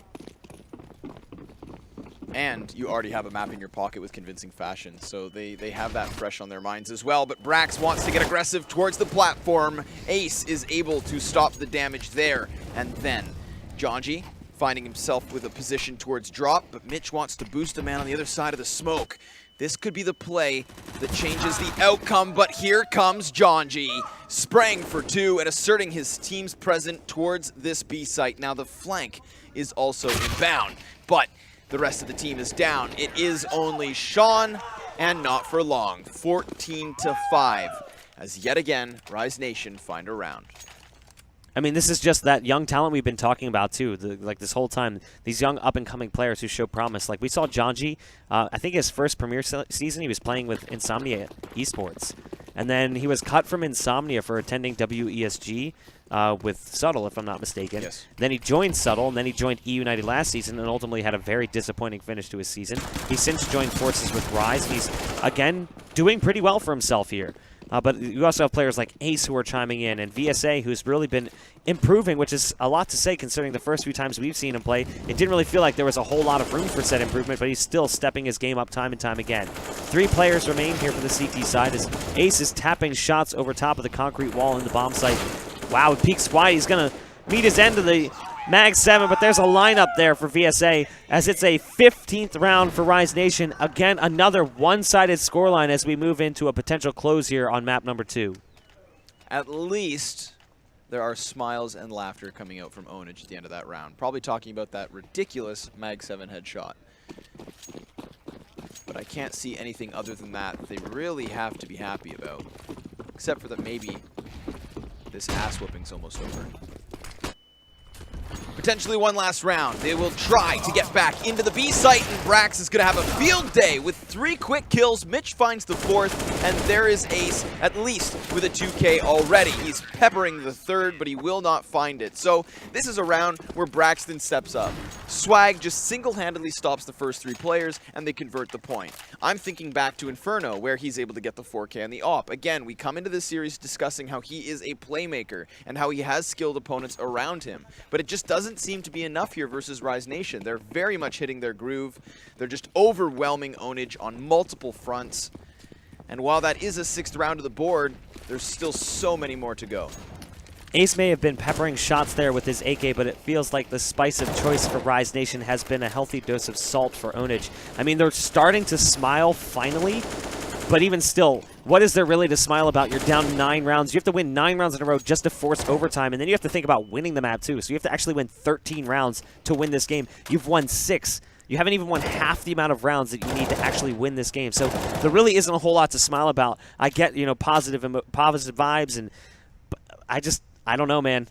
Rise Nation has every reason to be happy, and Onage has every reason to be upset with themselves. Several rounds they threw away, a lot of pistol armor rounds that they probably should have won that they lost. And even though this is a 4-on-5, I still look at Rise Nation and go, yeah, well, we've seen them dig themselves out of these holes in the past. Yeah, at least Davey in this situation has a nice off angle. Maybe he catches the kneecaps of Jonji. Oh, but he could also get caught with a grenade in hand. Not going to be the case. First one fades. Oh, is there a sliver of a gap? No. No? No, yeah. He's well behind the wall. My eyes are starting to go. I mean, you have glasses already. Are they just getting worse? I suppose so. Maybe thicker lenses. There we go. Girth is important. Davey with an opening kill. Again, from that 5v4 already. Ace is tagged up quite heavily, and there's just no time left. So this round's gone. Yeah, again, another slow execute coming in here. I think we might see a pause coming in. I'm hearing the chat, so I'm thinking there might be a pause coming in here from potentially Rise. Maybe not. I heard chat, so I'm like, okay, maybe they're calling for a pause. Like, they just want to call a tact pause to end this game. Like have enough time to talk things out and be like, listen, even though we're up 15-7, like, we can't take it for granted. Let's just figure out how to end this game and end it with, you know, with some style. Because the reality is, you don't want to give Onage too much room to come back in this game. Even if you win, but you win like 16-12 instead of what it was. Now they've got some confidence moving into that third map. Whereas before, they were seriously demoralized.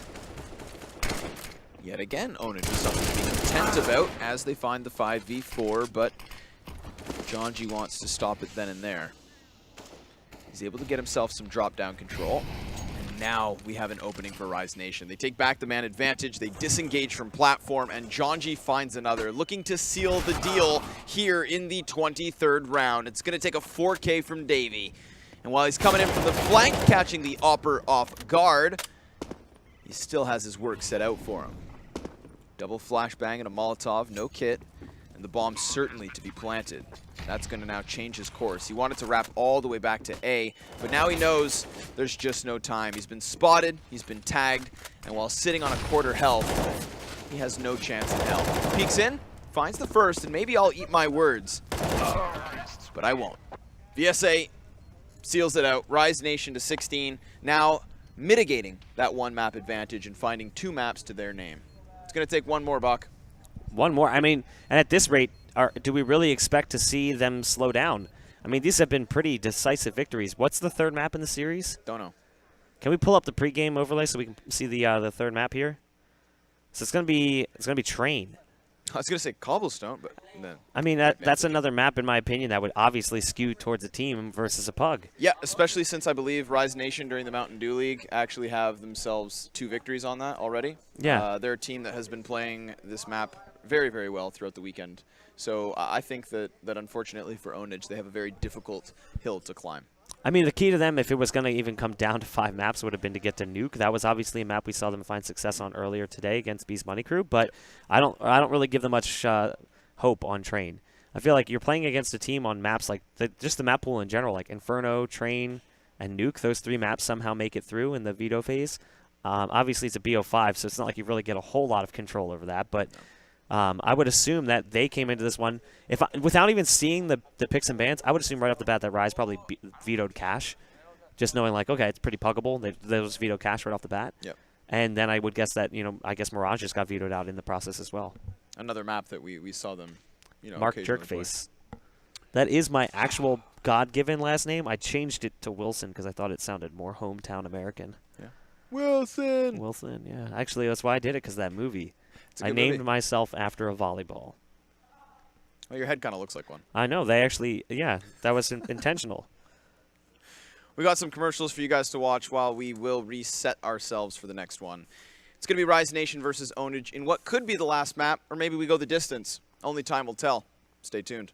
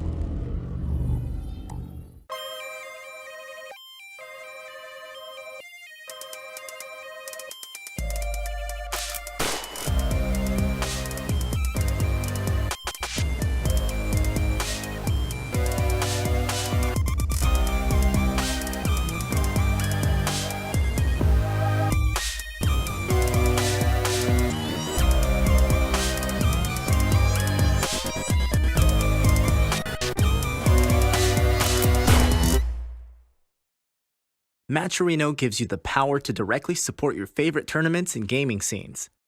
Head over to this tournament's Matcherino page, sign in with your Twitch account, and if there's a coupon code, donate $1 for free by entering it. To help the prize pool grow even more, you can add a personal donation that will go directly to the players. You can also check out the rewards.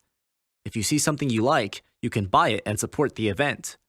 Rewards can be purchased through PayPal or with points that you accumulate by watching the stream. Best of all, contributions edge closer to the stretch goals, providing extra content for fans if the goal is reached. Esports communities are growing with your help. Get more of what you like by supporting now.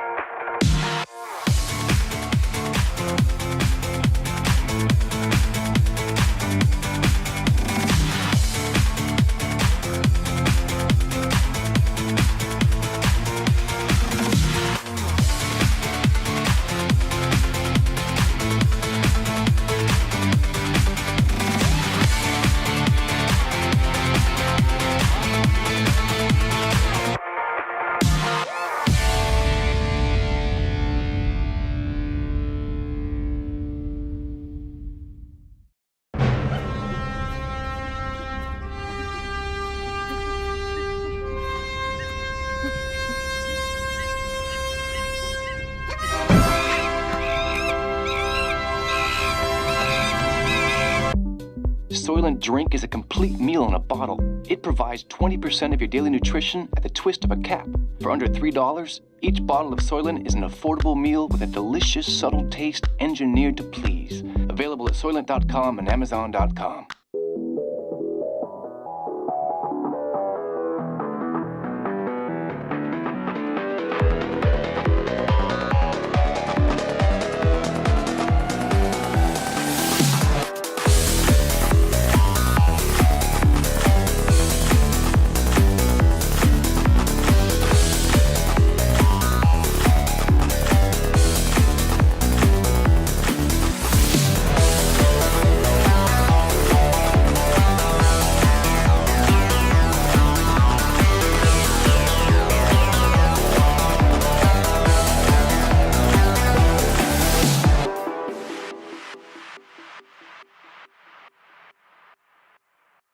Global Offensive Unit, listen up.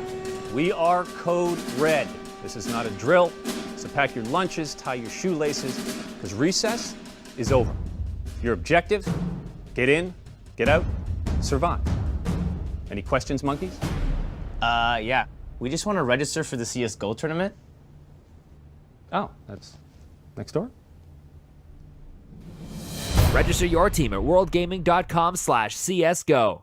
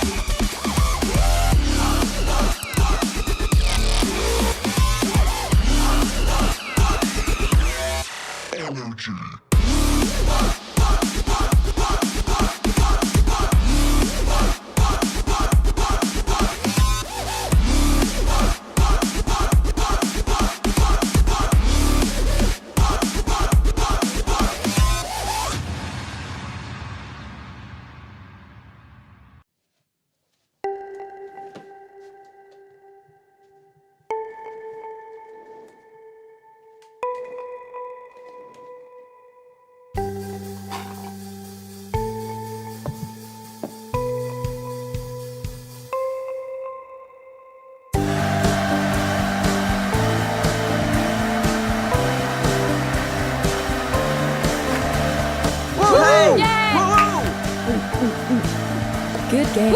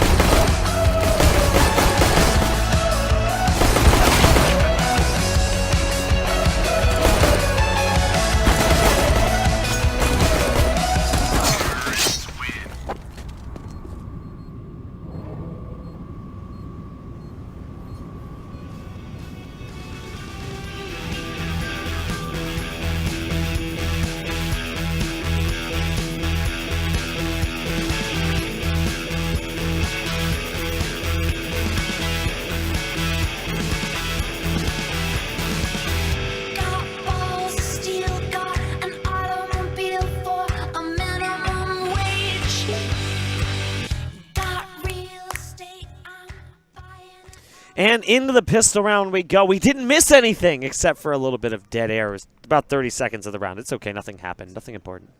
Except for the teams are backwards. Ah, no, they're not.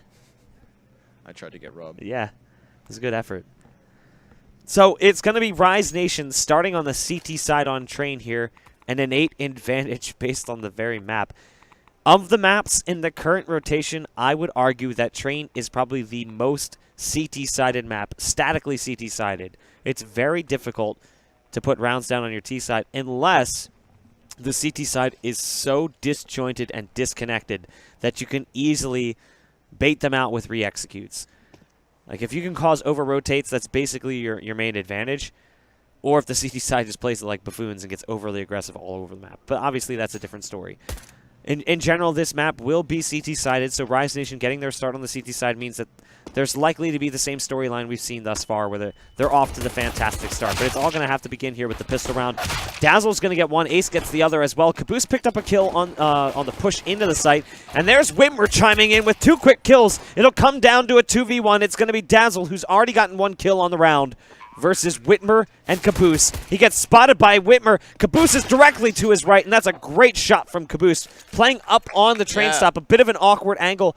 Even if he wasn't able to deliver that first shot, the odds of him being able to flick up and find the headshot that quickly, it's just an awkward, kind of unorthodox position to be peeking from. Devil's in the details. Caboose is to the top of the train stopper as he seals that pistol. So, Ownage, they've done it. They've given themselves a chance at some opening momentum. Rob, I would like to go in-game, please. Thank you. That actually hurt my ears like a That was lot. awful. That really hurt my ears. So, we have the buy coming out here for the T side, and it's going to include a Galil on 2 players, Davey and Mitch. Both preferring the Galil, Brax with the ump. And we had talked about this. The Galil is starting to make appearances more often than it used to. Janji's being toyed with right now as he sits at the bottom of the ladder. Wow, the bullets seemed to like rewind in time there for a moment, but it was actually shots coming from behind him as they were doubled up in ladder to watch for that push. So he only takes a little bit of damage coming down the ladder. They will still maintain control. Whitmer's moving in. VSA is right around the corner with that 5-7. If Whitmer peeks this wrong, it's going to be a quick kill coming out, and there it is. We've seen this in the past. We saw it on Cobble, that round where they pushed long and he double-tapped 2 players. Very similar to that. Lightning accuracy from VSA's 5-7. And again, another kill for VSA. The same position. He doesn't even move. Just keeps holding his ground and picking up kills with that 5-7.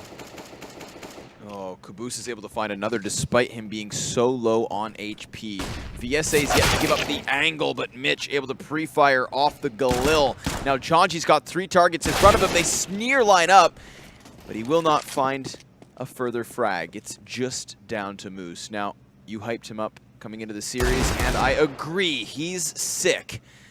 That Deagle headshot gives him something to work with. He's going to be able to push over and grab that gun, and of course, being on Kevlar, with Caboose already so lit, he has a chance at this, but the problem is going to be that by the time he arrives towards site, with the smoke still to block this off, he has no clue where these last players are. The amount of control they would have in this scenario if Janji was able to get even just 1 kill, it would have delayed the rotate out, but the second he died, it was an immediate shift over towards A, and it barely gave them enough time to get the bomb plant. Had he gotten 1 kill and been able to fall down the ramp, this would have been a B execute where Moose was waiting with the Deagle, and things could have gone differently. Still, I look at this round, and it's a bit lucky by Ownage. You know, you had VSA holding upper box halls with that 5-7. He picks up 2 kills. He gets the first one. The second one probably shouldn't have happened.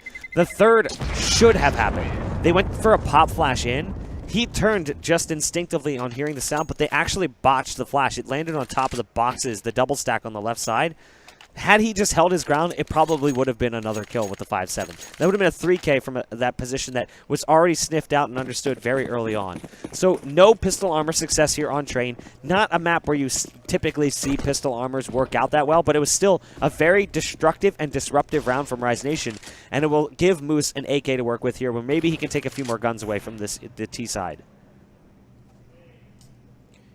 An immediate 5-man stack from Rise Nation, with that AK included, but seeing as they feel no pressure, they then shift players towards the opposite side. Meanwhile, Ownage just spreading their numbers all across the map. and then doing the same thing, slowly moving over towards the B site. Now, Jonji gets instantly hit up as he tries to cross to the oil tanker. With a USP, he will dwindle one down. That's substantial damage considering it is just pistols, and now an opening kill. Brax and Mitch, they assert themselves. They shut down what looked like a potential round win to Rise Nation. Now, the AK has arrived, and there's still one man to the advantage of Onage. Oh, what a shot from Brax. It's going to be Dazzle here, and he's basically got a Zeus. That's the only thing he's got to work with. He's looking for something a bit heavier-handed, but not having much luck. Just the USP and the Zeus. There you go. He's found the AK, and he's going to try and make something happen, but unfortunately it doesn't. 3 straight rounds here for Onage. No pistol armor interruptions, and now we see the buy coming in from the CT side.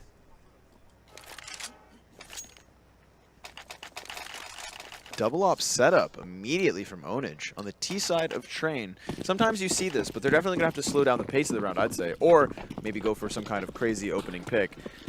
They really want to nullify the effectiveness of Ace. And they're going to attempt to do so by immediately spreading everyone all across the map. No fast play coming in from the double op. They're going to work things a little bit slower. It is Train. The op is the most important aspect of the map. These long, stretched out angles. Can be painful to try to work this map without the AWP or at least some sort of scoped rifle. That's going to be Mitch going down as he drops into ladder room. Ace has to be careful. He can't overextend this play as there is an op waiting for him. That second that nade comes through, that's an immediate realization that it's not worth it to challenge. So he's just going to smoke things off and hang back. Now, that pistol armor round that we saw from Rise Nation that almost worked where it came down to the 1v2, there was about 10 seconds left when Onage planted. That was just a pistol armor round. If Rise Nation can control the clock the same way and buy rounds, that would be huge. And it's basically a lot like Inferno in that you'll see CT sides delay and delay and delay with utility and keep teams at bay by preventing opening picks. That eventually you have like 20-second last-minute executes coming in, and then they don't have time to clear out all the angles. They can't make sure the bomb site's secure. You see the bomb planter planting with no cover because the people that are supposed to be covering them are already in active engagements. And that's when teams can win rounds solely based off the clock on their CT side.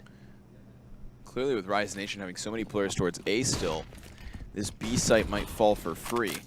If VSA can stay alive and hang on to some real estate, then the CTs could easily rotate in, but he gets deleted thanks to the headshot of Caboose, who attempts to further his advancement. Spots another man of ladder and the guy in Zed, but that will be Moose to drop him out of the round and take back that man advantage. Ace towards the Spindle side, looking for an angle, and he hits it right onto the head of Brax. A disgusting angle at that. It's all just down to Davey, who gets removed from the bomb site. There's Onage with a bomb plant and a successful execution in, but Rise Nation with an even better retake. I mean, that was a great look inside, too. They really set that one up well, but Rise Nation doesn't lose a player on the retake. That's fantastic work from them. Being able to now carry the double op onto their CT side, and also Onage spending all the money they did to get into that round, they're obviously going to be moving into this one with pistol armor. Maybe Caboose ops. Every once in a while you'll see this like flex play where one player has enough to buy the op and they just go like one op pistols. I don't think they would do that at a match as important as this, but they will pick up the AK. So he's going to go with a rifle setup, and again, it'll become the juggling gun. Like if maybe Caboose gets an opener but he's lit, so he tosses it off to somebody else, or he dies but they pick it up and keep on going. It's just going to follow back along the line. It's sort of like a flying V approach. A la Mighty Ducks, the puck just keeps bouncing around until the ultimate person takes the shot. So here it will be Caboose holding the AK as the team is grouped up over towards ladder right now. Curious to see what they decide to do here.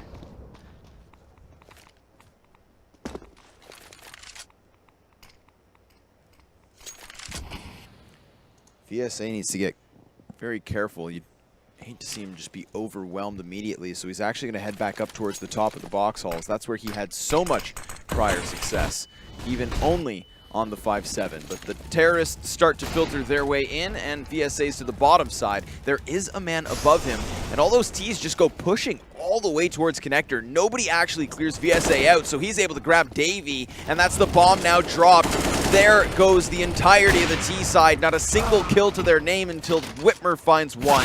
He doubles back towards site, but they already know exactly where he is, and Rise Nation win another round. They dodge the reset, and they actually force Onage back down to pistols.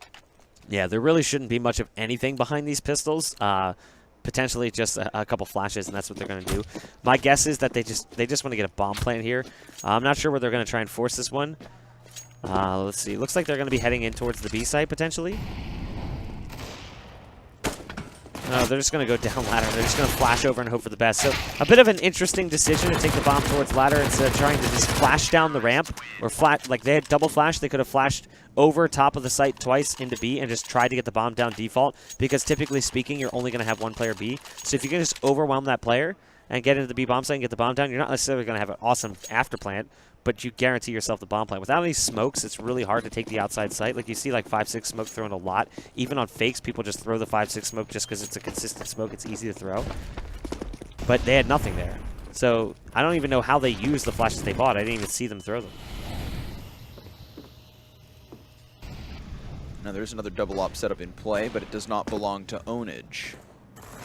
It's going to be the CTs, who are, yet again, going to find the opening kill. Off of the MP9, thanks to Whitmer. VSA swaps back to the M4, and Caboose is already there to drop his body to the floor. The headshot connects, and Mitch furthers on with his expedition towards the CT spawn. Now up close is Dazzle, throws the flashbang. Great play. Good heads-up awareness, knowing that the possibility was there, and able to transition us back to the 3v3. Now Caboose, he's going to now be the forerunner. The man on the front line, Ace, immediately drops him, and Davy's going to be able to deal with the flank, so it's still the 2v2, and they need to get this rolling. Braxton's going to play this so smart, though. Just patiently waiting for the corner, sees the man to the top side, but Dazzle gets the best of him in the spray, despite connecting. What?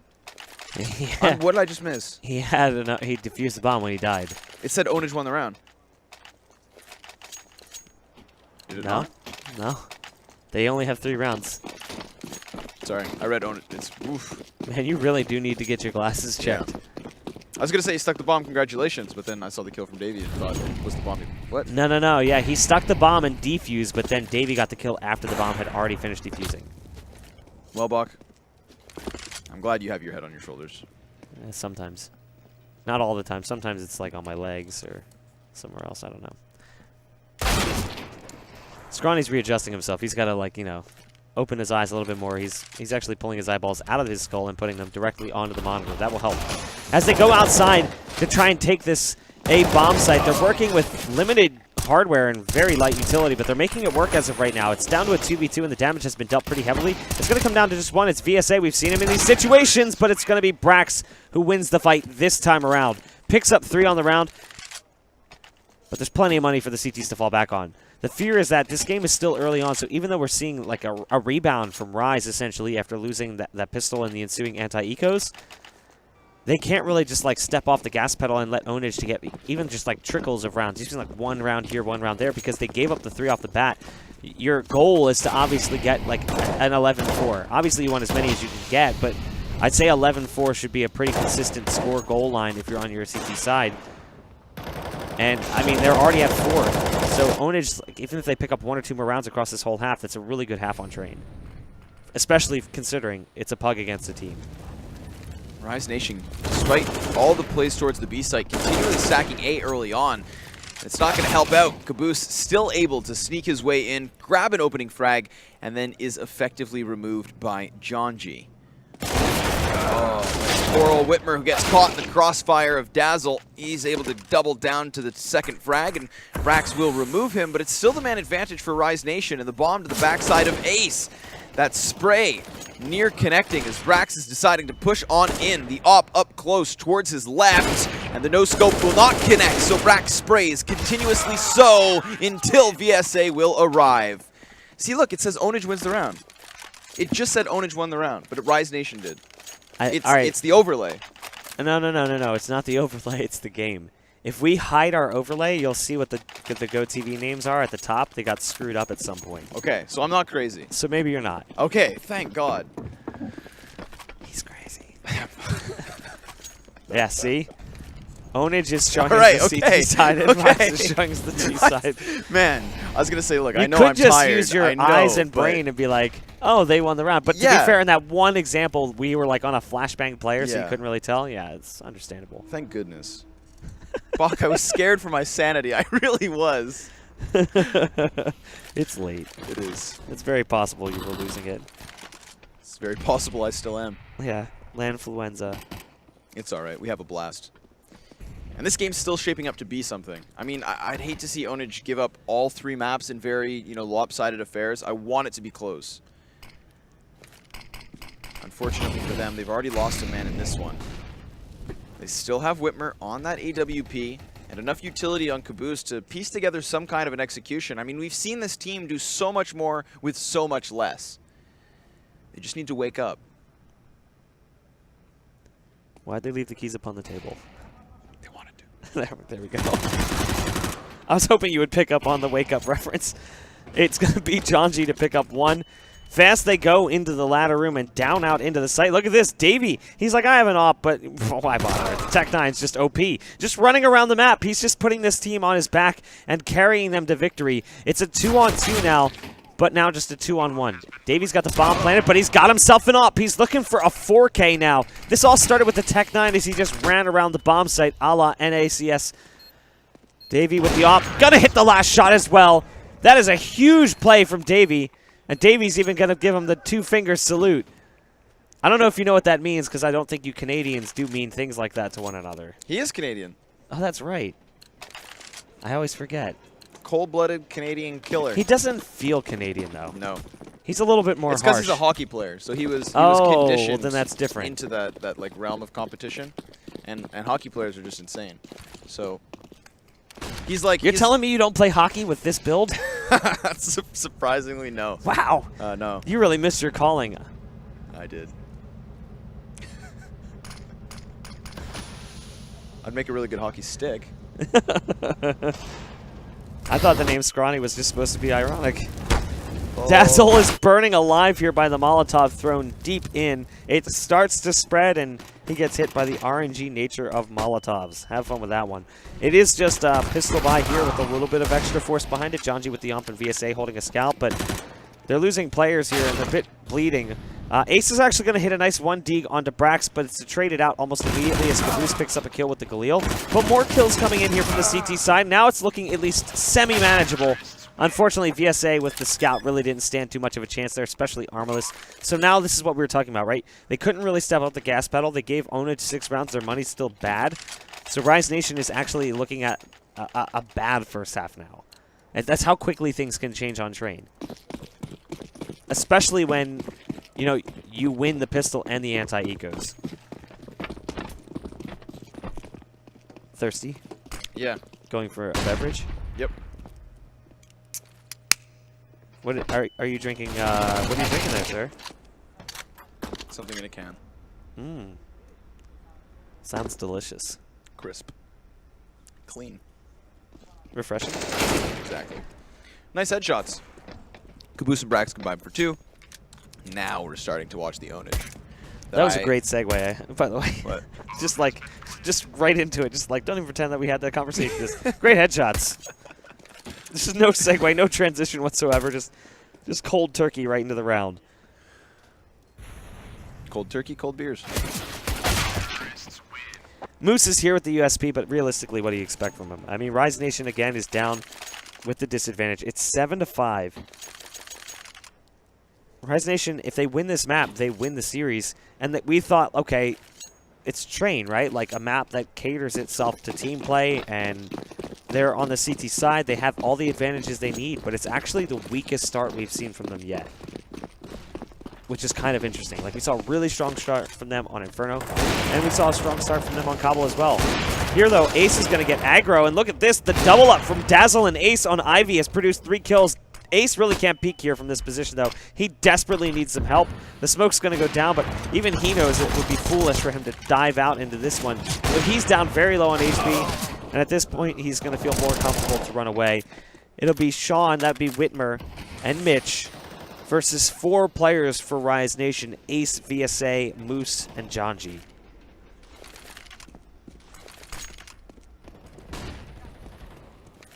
Bomb has the opportunity to double back towards B, where Mitch would love to entry. but he has himself no smoke. Only the HE. Molotov for Sean. Not going to really help either. And at this point, we already have Rise Nation putting 2 players towards that B site. They've spotted the man on the upper halls. And yet Onage will continue to linger. Jumping down the ramp in an attempt to distract Jonji. Will cost Mitch some of his health. He sits on 47. 35 seconds remain, so the ability to rotate towards A is still on the menu. But Moose knows, and Ace drops the bomb. That's Mitch removed. And only Whitmer standing.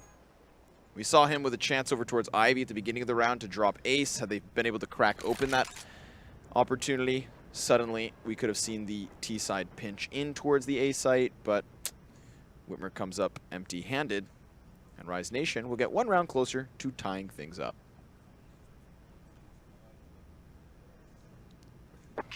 So Whitmer just saves the off here, obviously. Oh. What was that? That's not good. No. An unfortunate turn there right at the end. It looked like he was going to be able to save it just with enough time. Doesn't happen.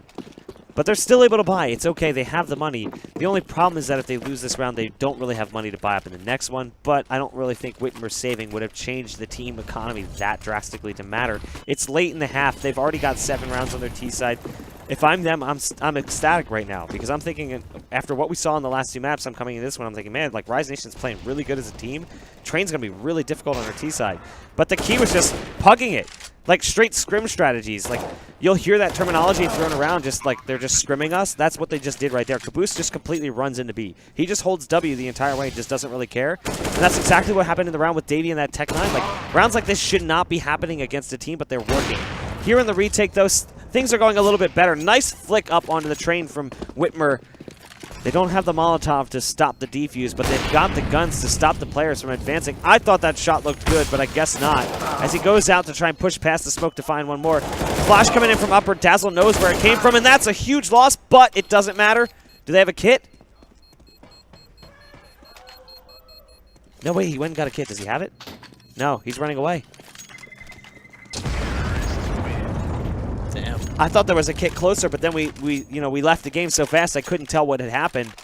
I thought that there was a kit upper or closer that he could get to and that he could jump off and still have time, but I guess that wasn't the case. Yeah, the player who tries to commit in the first point doesn't have a kit either, so that's why he jumps on preemptively. So had he been able to stick it, then I think the 10 seconds was there. But a nice little play from above nets Onage another round, and a crucial one at that. Keeps their economy rolling. They're affording the big buy. We see that pug style yet again as the T side just come barreling out from connector. Of course, Jonji and Moose are able to stop 2, but it's Brax and Davey to combine now for an opportunity to win the round, which they will. 6-9. The end of the first half on the T side of Train. This is a renewed stance from Onage, and it is very refreshing.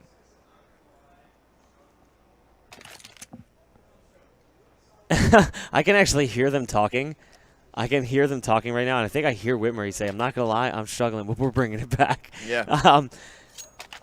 They're really hitting their stride here.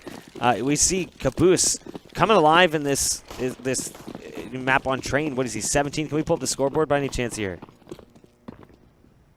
17-9, a strong performance from him. I mean, Whitmer hit the shots that were necessary for him to hit, but Caboose was really the one that pulled him out of situations. And even though Davey's numbers aren't good, he created rounds. That Tech 9 round that he just rushed around the entire map and got a 4K in the 1v1, he clutched it too. It's plays like that were winning rounds there for Onage. But now onto the T side, we see Rise go, and they get this bomb down without taking a single casualty. Somehow this man is still in sight. How has he been allowed to do this? Wandering his way towards the front of Pop Dog. He's still alive! Thank God! I was going to lose it if he lived any longer. Mitch is just toying with them at that point, having a good time. Onage is going to get their 10th round. That was not the start to the half that Rise Nation was looking for. And now Onage. And, look, Mitch is laughing. Mitch was just like, I don't even think he was shooting at them. I think at that point he was just, laughing at the fact that he could run around aimlessly and not die. It's nice to see this now in the faces of Onage. Seeing us to where they were in those opening 2 maps. It's role reversal. Yep. Little versatility.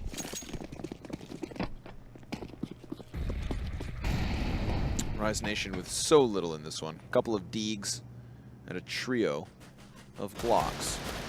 Ooh, Mitch gets a little worried there as the shots connect to his feet. But the wall bang goes both ways as Ace gets tagged through from above. Of course, Rise Nation are just going to try and charge down into the B site off of a flashbang. VSA has another one as well. There it is, full flash on Davey. And the bomb's actually been able to get to the site, so that's just icing on the cake. They're going to find the bomb plant they had hoped for, but it should be a matter of time before Onyx can take the bomb site. Yeah, in they go, trying to retake here. It should be relatively easy. Moose has made his way all the way up.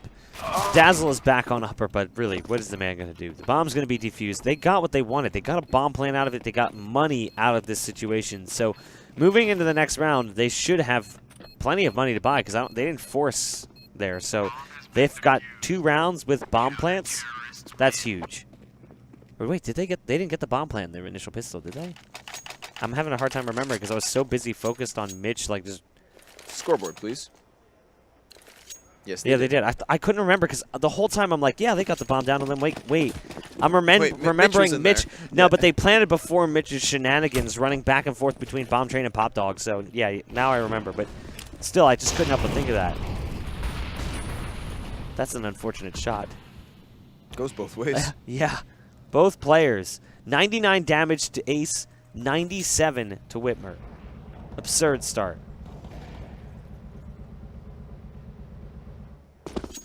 Slow start.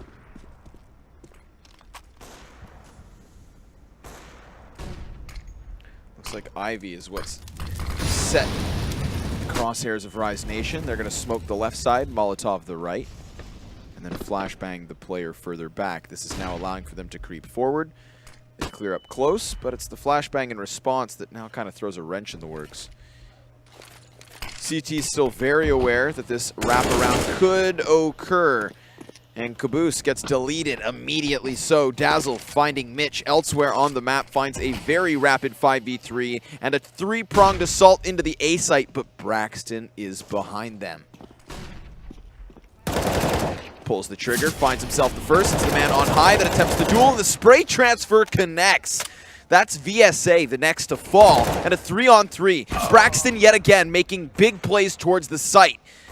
And yet both tagged oppers are still alive. The bomb not yet planted, 25 seconds on the clock, and it's Davey to find the next one. Ace to respond back, and now it's the 1v1. To think of where this round started, and to wonder where it will end. Both players trade shots at the beginning of the round with their ops, and both players get tagged down very low. And yet somehow they both end up being the last remaining players for their team. Partially because of the fact that they played so cautious due to the fact that they were so low on HP. That's a big play from Ace because the only difference between Whitmer and Ace in that situation is Ace got 2 kills while he was down on 1 HP. Whitmer was so passive that he didn't get any. So it's a big play from Ace. He ends up getting a 3K at the end there, the last one coming in on the 1v1.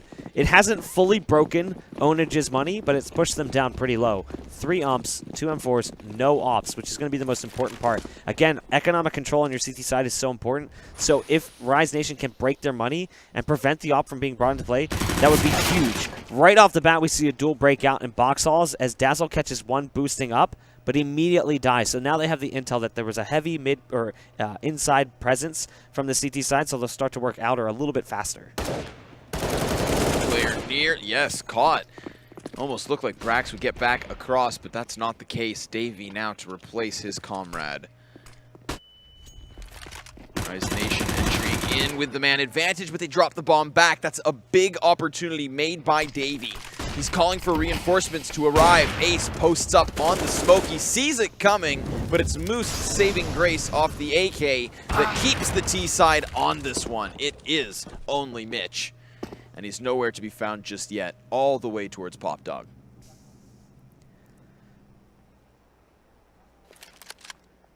Mitch moving in from ladder towards E-Box. The bomb already over towards this B site. Smoke's going to go down on Z. They should be able to secure this without a problem. They gave him plant for themselves so that they can cover it from yard, and it looks like that's what they're going to do. So they have control from both ends of the train yard inside.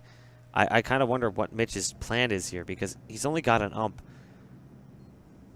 and a couple of flashbangs and nades. There's actually heavy value here. I think that finding a gun and running away might be a bold call. Might be the right call. I mean, he's got himself a Galil. At this point, he could upgrade to an M4. Oh, man. We're getting close enough that you would start to worry about them hearing the gun drops, but they're still pretty far away. The closest player is in CT spawn, and I don't think he heard a thing. Now that Mitch starts running away, they start to go on the chase. They're starting to realize, okay, he's saving for this one. He does find himself the M4. He's got a kit. He's got two flashes of smoke and an HE. So this is actually a lot of equipment. You can see the value there, 5350 coming into the next round. All of that save.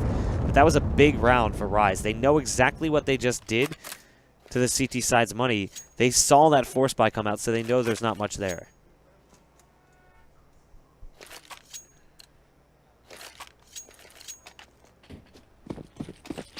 Rise Nation continuing to at least make this one close. Regardless who finds the win here on Train, at least we get one of these kinds of score lines where it's anybody's game. This round, however, in and of itself, should certainly go the way of Rise Nation. A double headshot with a single round from Ace, getting bang for his buck as he saves cash on the bullets. I mean, that's the second time he's done that with the AWP in this series. On Inferno, he was dead to rights behind Dark Spot on Inferno on a retake on B, and he got a collateral that won them the round. And he does it here again. He gets a collateral to start things off. However, it's not producing the same success that we saw for Rise Nation on that first map that started this series. Here he gets 2 kills, and as of yet, he's the only one to get a single kill for his team. Moose and Janji have both gone down to Whitmer. Into the site, we've got Dazzle. Dazzle doesn't even see that man on site, but he still ends up winning the duel. Davey, I don't know if he saw him either or what the delay was. Maybe he was just trying to be disciplined with his trigger, expecting more players to come out. In Z, we've got one taking some significant damage, but not too much. That's Mitch. And now it's all up to Whitmer here. He's already made his way towards the back of the bomb site. He's got himself an M4. It's not his trusty op, but he's putting down decent damage there, picking up the headshot onto Dazzle.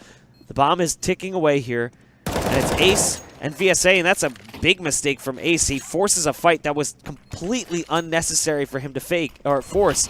So now it comes down to Whitmer versus VSA. The bomb planted for default. VSA is just going to peek his head out. Forces a fight for a long time. A little bit scary there, but it's okay in the end. It will be a round for Rise Nation.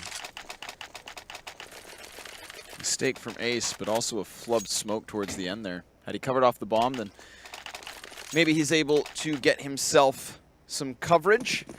Goes for the stick. I mean, he took the time to go grab that kit. That was a nice heads-up play. 11-9.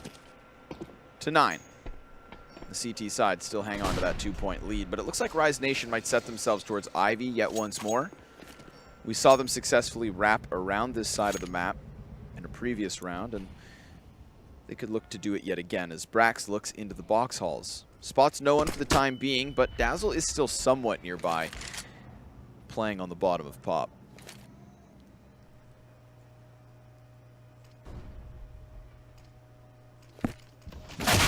Wow. Caboose, some unfortunate timing there. Goes to pull out of smoke. As soon as he does, Janji peeks out. And Caboose doesn't even have time to think about what just happened. He just dies immediately. Executed by the lead man, Janji, for Rise Nation as they move in through Ivy. They're going to lose one of their players. Mitch is playing towards Sandwich, but he too goes down. It's back and forth trades right now. Whitmer's on the site. Doesn't hit that shot on the jiggle peeker.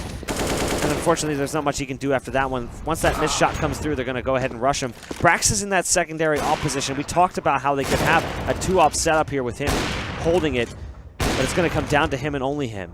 So 1 versus 3, he's got the op. He's having a hard time getting shots on top of these trains. It's double-digit rounds right now for Rise as they're starting to bring this one back. They're now down only 1 round.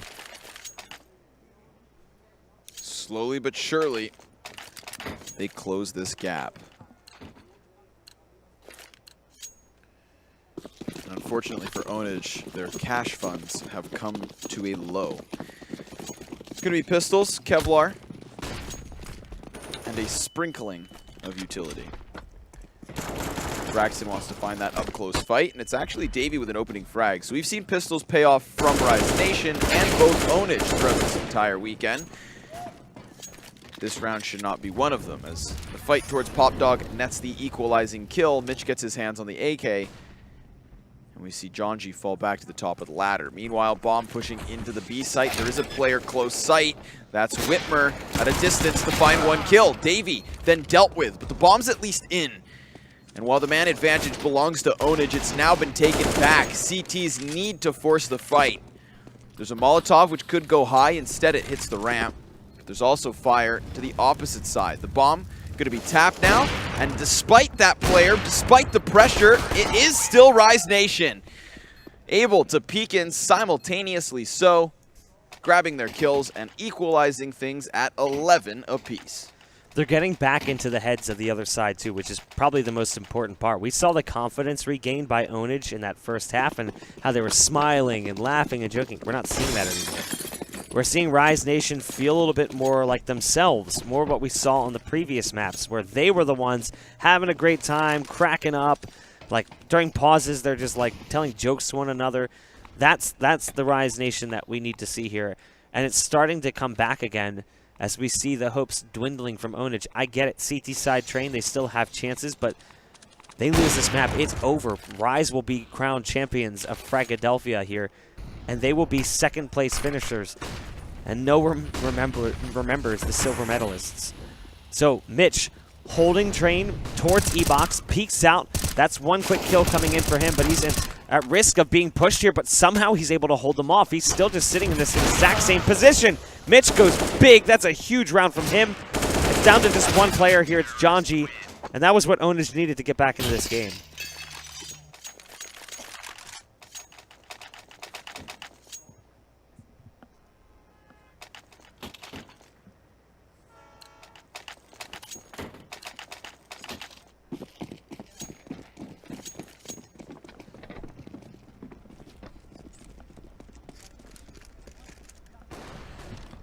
Op shot to start it off.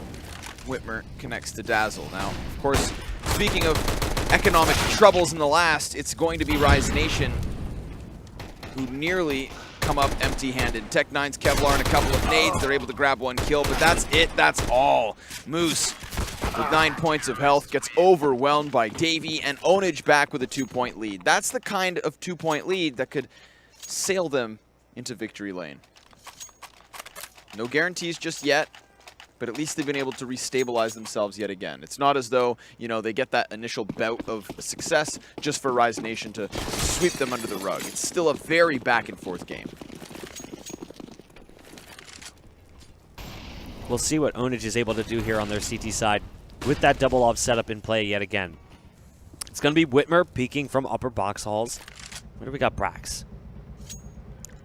Brax is playing with that up over towards, it looks like 5 trade. It's kind of an awkward position for him, but that's where he's decided to take his op. Here that we see Ace shooting through over towards Ivy. Dazzle gets pop flashed by Mitch. He must have heard something early on to know there was a player down there. Maybe a ladder noise, pop flash sound into ladder, some kind of audible clue. A double man hold on Ivy, and I'm still kind of interested in what it is that Swag is doing here with his positioning. Caboose gets one. He's going to peek out and try to find another. He's not going to get it, but Davey with the Molotov. And that's the disadvantage of giving money to the CT side. That's the problem with letting them control their economy, is you let them have all this utility, and they just lost bodies and can't do anything about it. They have to fall back and try and regroup somewhere else. Braxton to find another. And Onage to possibly take 14. The moment he gets that kill, he just repositions all the way to the top of the box halls. And now watch Ace just creep forward into this. I mean, he might have a read that there's a player up here, but it's Brax who's been quicker on the pull and possibly quicker on the trigger. 20 seconds left. Rise Nation, they can't do anything from here. So this is certainly a 14th round for Onage. One could assume, unless they go for a desperate last-minute take, but that's just not going to happen.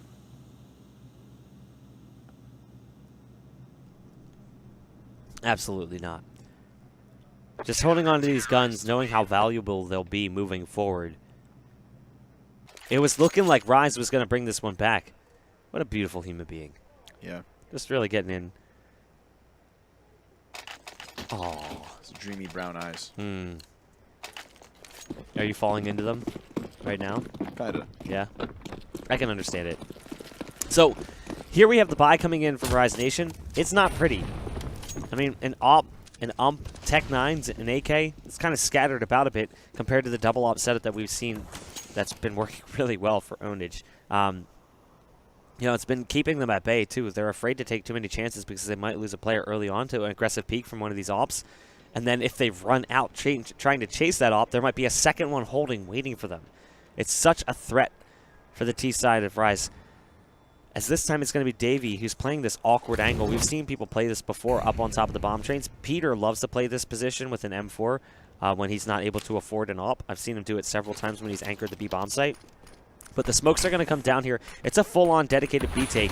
Davey just has to worry about flashbangs, but there actually aren't going to be any. So Davey's position keeps him shielded from ramp. They can't actually see him, and then he can do this. There goes the bomb. There's another one pop. He's trying to take the kill, but he gets on top of pop. There's players all around him, but they can't stop him. He's in angles that only one player can see him from. It's just like his initial point of interest there.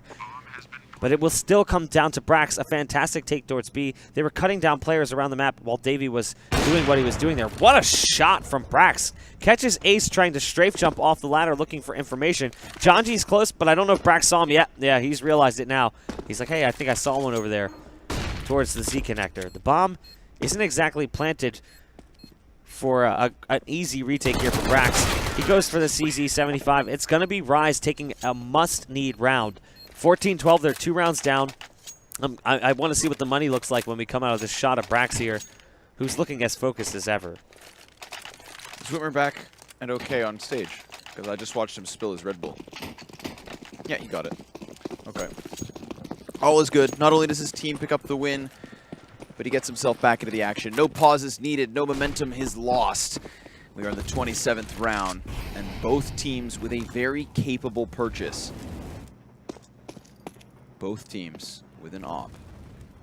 4-man core over towards A, leaving Davey alone at B. Now, last round we saw him have impactful plays, but this time he gets slayed. Janji up close to take that 5v4. Smoke grenade goes down ramp with a follow-up flash as Mitch rotates over.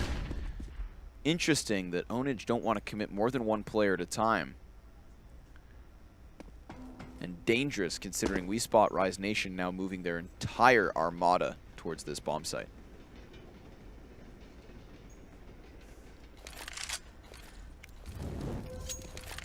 Here comes the take. It's the exact same take that we saw before, except it's gonna include Molotovs this time around. And at this point, it has to be a save for Ownage. They can't even go for this one. 5 up, straight into B. The B player dies immediately. Doesn't even do any damage really. So there's the call right away, right off the bat. You can see Ownage, they see that bomb take come in, and they're just not even going to bother. They're running for the hills at that point. So it's a great round for Rise, but they have to go on the hunt. I think to a certain degree, they have to take these guns away. They have to look out for these players. At the very least, try to steal that op away. Try and take down Whitworm with the op, because that's going to be one of the most important pieces for the CT side. So that's obviously what they're doing. They've already left the bomb site with several players. They're looking for these remaining 3 for the CT side. It's Whitmer himself who could be pressured. Oh, both players fully flashed, and yet it does go both ways. Janji falls to the USP, but Dazzle, in the nick of time, at least takes that AWP out of play. So 2 players still alive for Ownage will net them that double M4, but nobody's really going to buy in around this. Whitmer with $300 on the P250. Rise Nation with a huge advantage in this round, but we'll see if Ownage can take them down with a charge towards the box halls. They slow it ever slightly.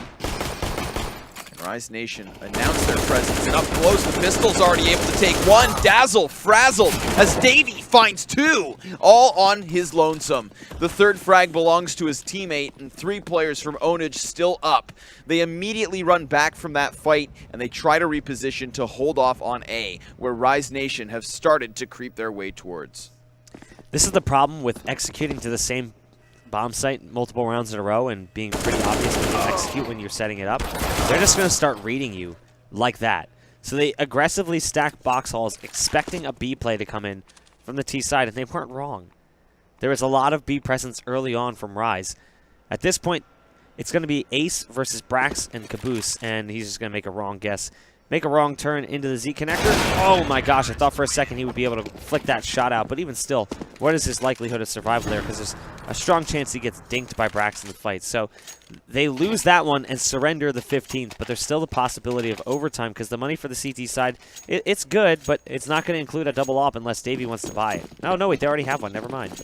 I really like the way that Onage disengaged from that initial bout, moved all of their players towards the old bomb, moved all those players over towards Ivy, and the moment that they're revealed, any presence is shown, both players bail out. They don't leave it up to the split. They play side by side, and they reassert themselves with that numbers advantage, clearly catching Ace with his pants down. He, as you said, takes the wrong turn, straight into hell. Caboose finding a 5v3, and it looks like we are going the distance here at Fragadelphia 11. Unless this 2v5 works out, it's going to be the decider map. And it's Nuke, if I'm not mistaken. Rise Nation with an AK and a Galil, and very little opportunities left. VSA would need a miraculous clutch, and he's not going to find it. Onage have extended this series, have extended this tournament, and extended their chances at first place. So we talked about it. Davey's talking about getting his second win. He's feeling energetic. We were talking about it. Like, Nuke was going to be an important map if it went there, because we've seen Onage find success on Nuke already tonight. So now I don't know what to expect from Rise on Nuke. Me neither.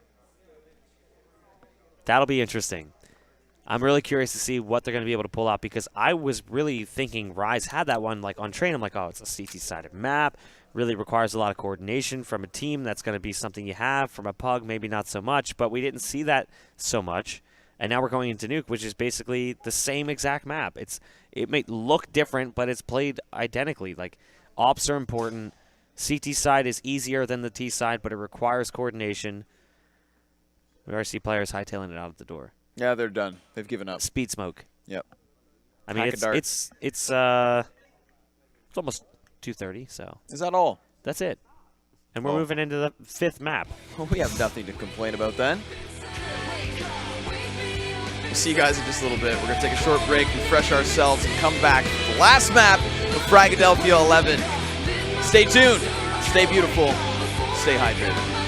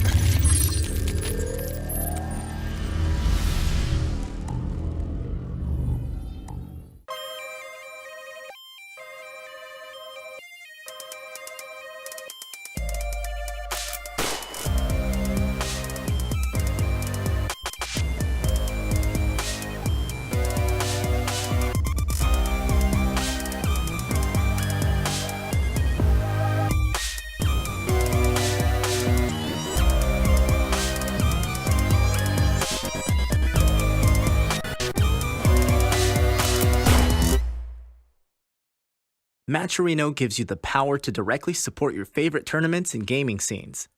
Head over to this tournament's Matcherino page, sign in with your Twitch account, and if there's a coupon code, donate $1 for free by entering it.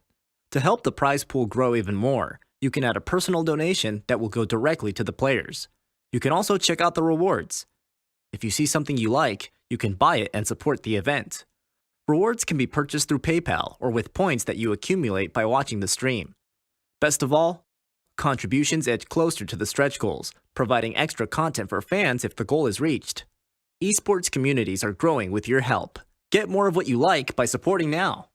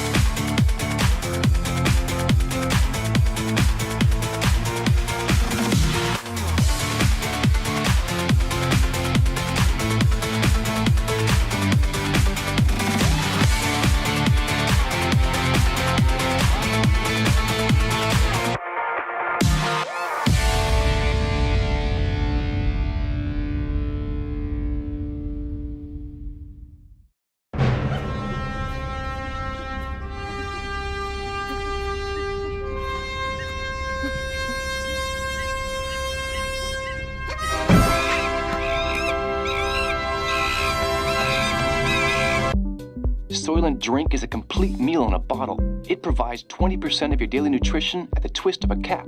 For under $3, each bottle of Soylent is an affordable meal with a delicious, subtle taste engineered to please. Available at Soylent.com and Amazon.com.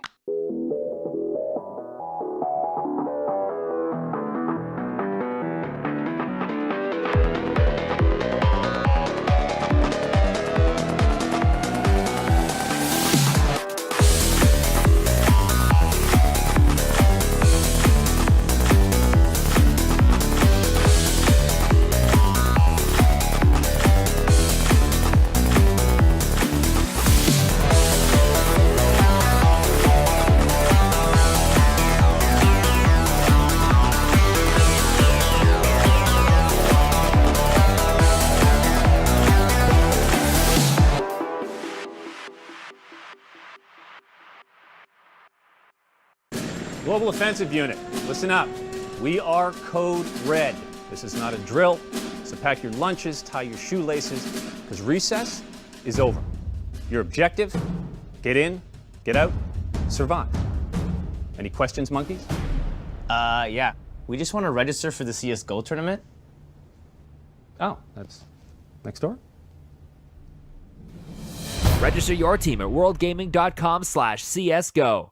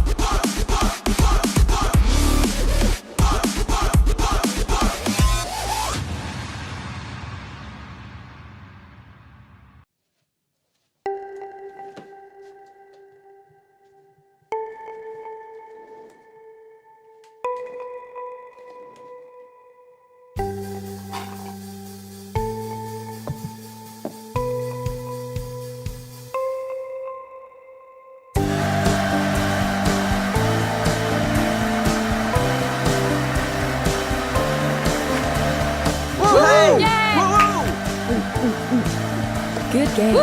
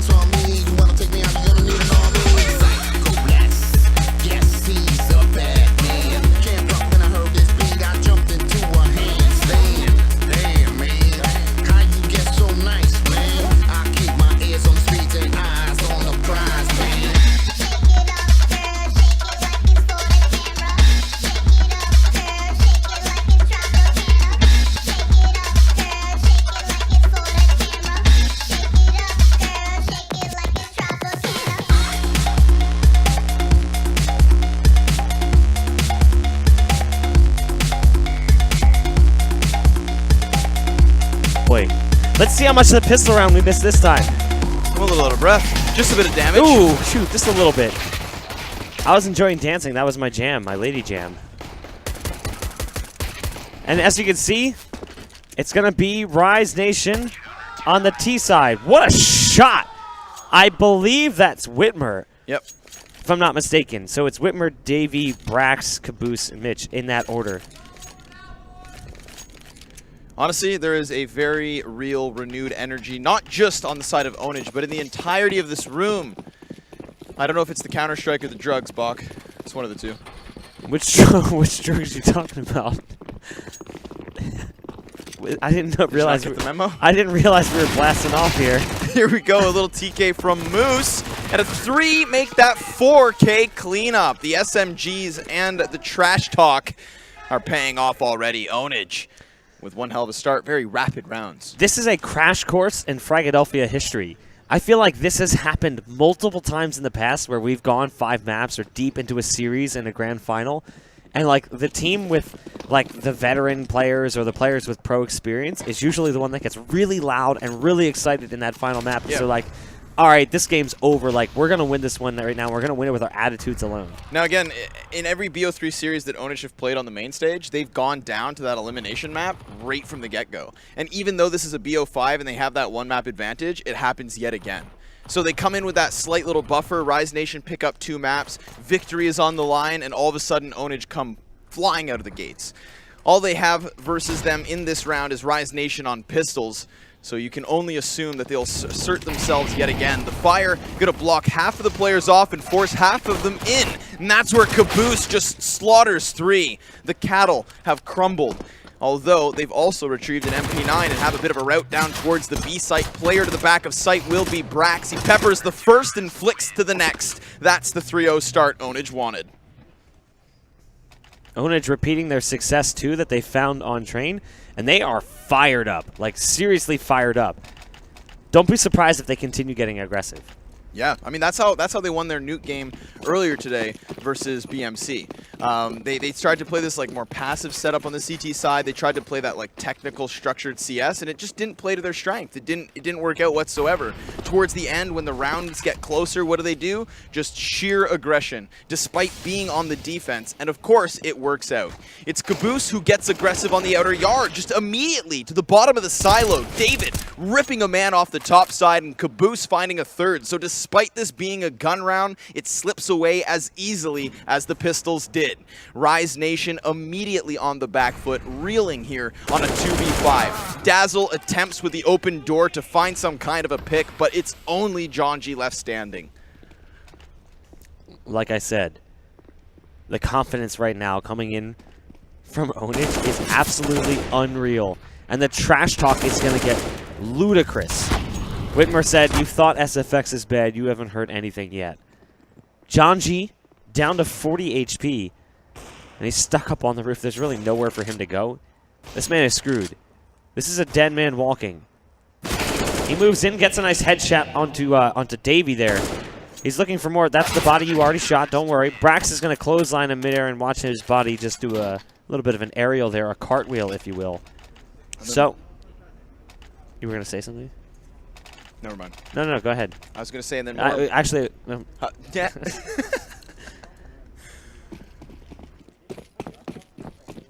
Go ahead. No, I don't want to talk anymore.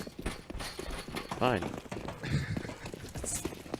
Obviously, just pistols here again for Rise Nation. So after the pistol round goes the way of Onage, we see their little force buys get easily swept aside.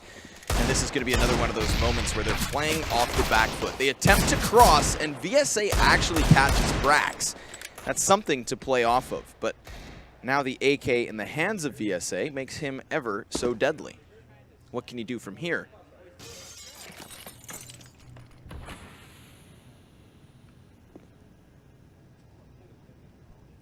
I said, what can he do from here?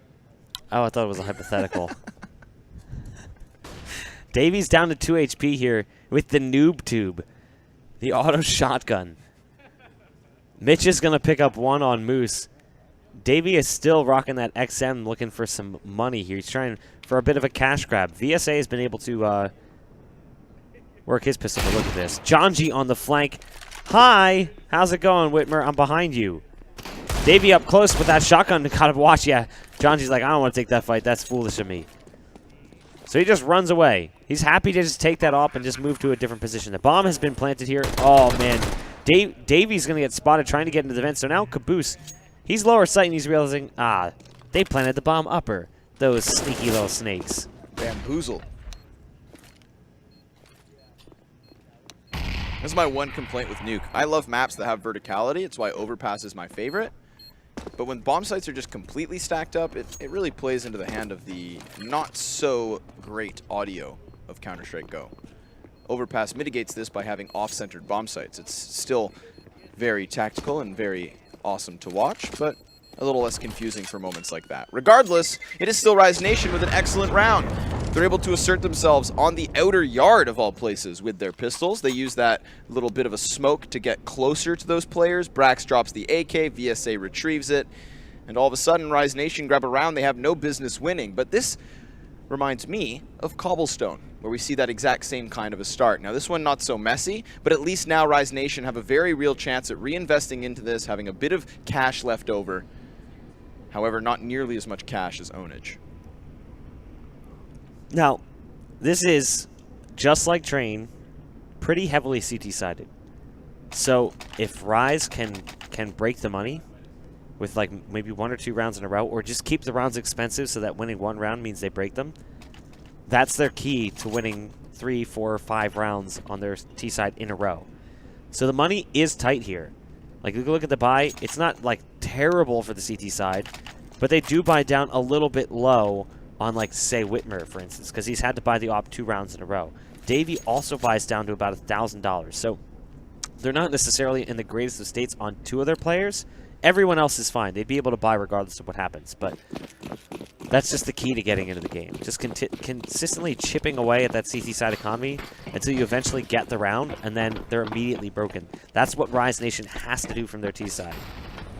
But, I mean, it's clear they put in work. They're setting up for executes. They're blowing out the windows right now.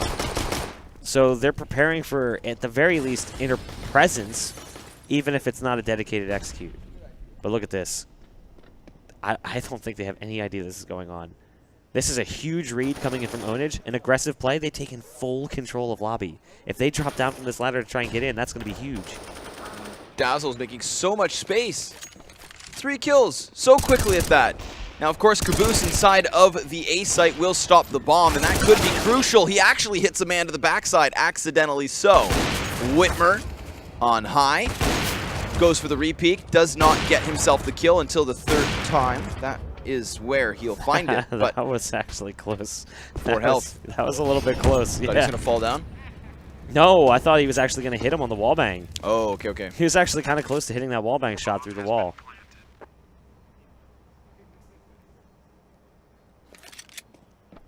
So Whitmer's got 3 HP and an op to work with. I mean, he's making noise outside. They know exactly where he is. So it's really just coming down to how they read this one. The problem is, if he's going to run away, he has to do it now. Because he's probably going to have to go T-spawn. I think he can get far enough away over towards CT spawn as well. But the fear is that one could have gotten up into rafters by now and could be peeking you from that position. So he's trying to find a position that's far enough away from the bomb that he won't die to this one. Because this is a save coming in from Whitmer. Like I said, he doesn't have enough money to afford losing this gun. Okay, he's far enough away.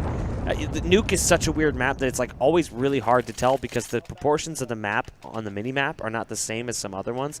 So distances get really skewed and contorted. This is going to be a big round. Obviously, Rise Nation now starting to mitigate that initial 4-0 start.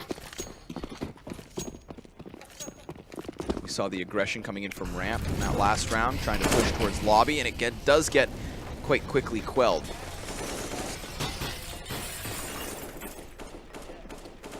Shattering the skylights is Rise Nation. And Ownage just assumes some more passive setups. The smoke grenade from Moose will bounce into the A site. And now we can see Rise Nation just kind of group themselves back and execute in if they were to choose so. But the bomb's been left towards spawn.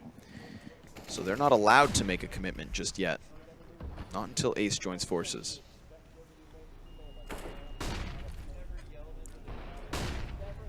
That first kill coming in from Whitmer with the AWP.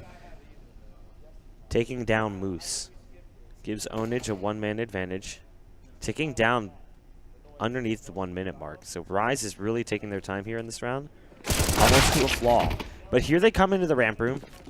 And that's the big opening kill onto Caboose. Ooh, they're going to smoke off Whitmer too, so he's not really going to be able to do much of anything. If he sends the shot out, it's just a clue that the AWP is out of threat's range. So they're going to be moving into this B site fast. But look at this. They don't check. They don't clear anything. Davy's in control room. He's picked up 3. How is this possible? Davy just 4K'd from control room. Where are the comms? How does no one know that this is happening? Cool, calm, collected. Canadian. Jeez, the audience really doesn't like you here. No, they yelled at me. USA all the way. Yep. Rock, flag, and eagle. Double op set up to the CT side. Brax included. Davy to start this one off already. That's ace down to the count. Brax finds another. Of course, this is just versus pistols, but it's convincing at that.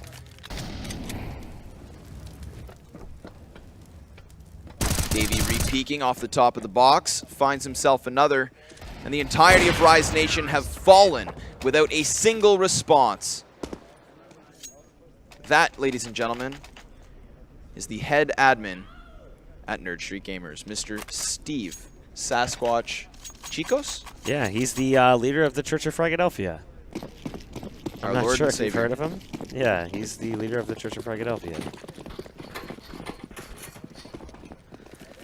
So 6-2, we'll see the buy come in from Rise. It's going to include a Galil for Moose.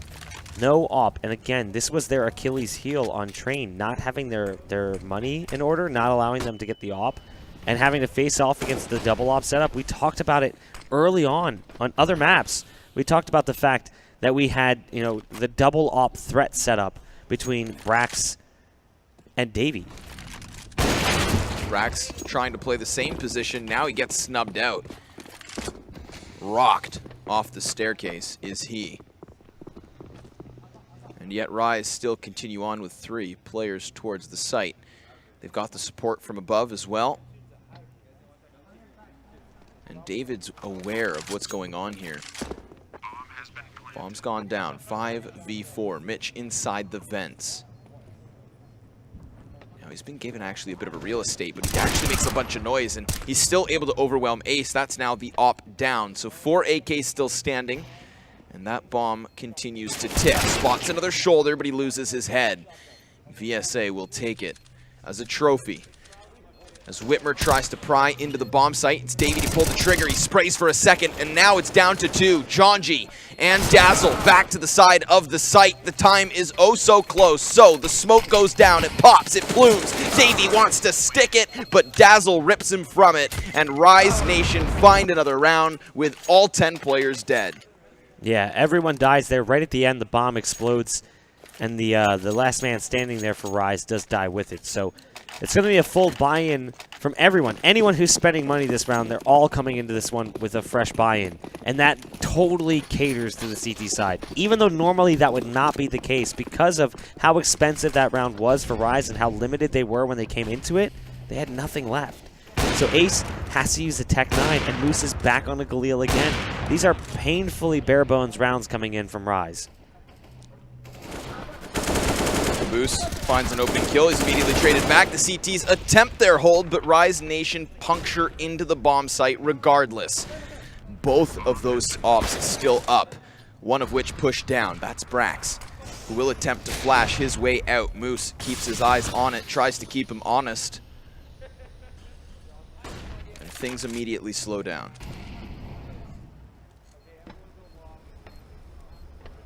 That fast play was just them trying to exploit the fact that they didn't really have much to work with. It was about getting in their faces as fast as they possibly could. As they come through, they're going to trade 1 for 1. But now they're realizing, okay, like, we're not getting this one. Let's save these ops. Davey almost dies there. He misses that jump. Man, a little bit lower on HP, and Davey dies in this instance. He's going to be able to get out of the position and save himself from the bomb.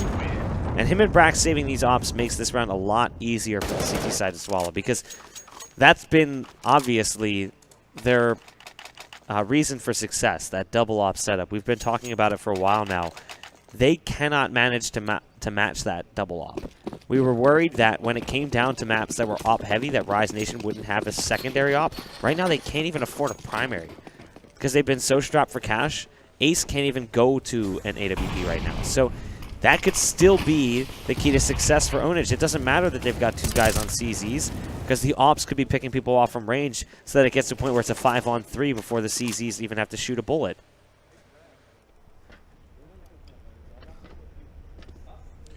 We had Whitmer on an interview after their last victory on Nuke, and he was explaining that he thinks this map's actually a pug paradise, because when on the T side, when you can set all kinds of crazy plays, the CTs sometimes don't have a response.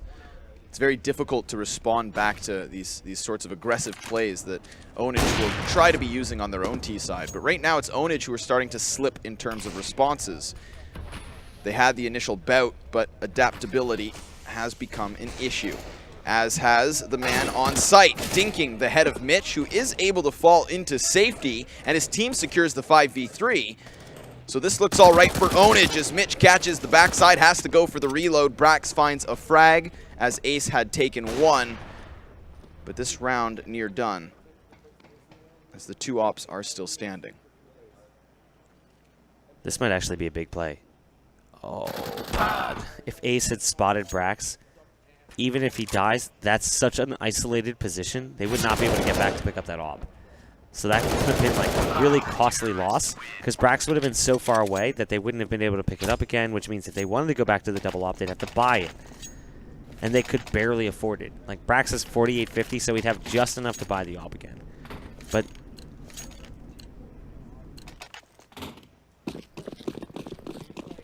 Cyberpower personal computers are the absolute best. fantastic. 100%. Perfect in every way. In all honesty, those are some beast machines. Yeah, we've actually gotten a lot of compliments from players who have competed at this event. Android from Complexity was tweeting out saying, like, these computers are the best computers I've ever played on. Like, a 500 FPS or 400 FPS on native.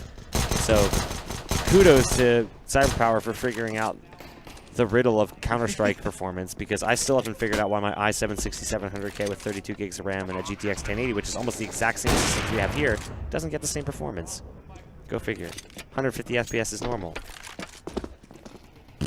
Not only a thank you for figuring out the formula, but a thank you for supporting Fragadelphia. That too, yeah, I guess we should thank them for that reason too. Cyberpower PC. Mitch. He gets a kill. Onage get the round. Quick little defuse down towards the B side. Of course, it was only the pistols, so Rise Nation should be thankful that they even find that plant. Gives them an extra bit of cash to move into the next one.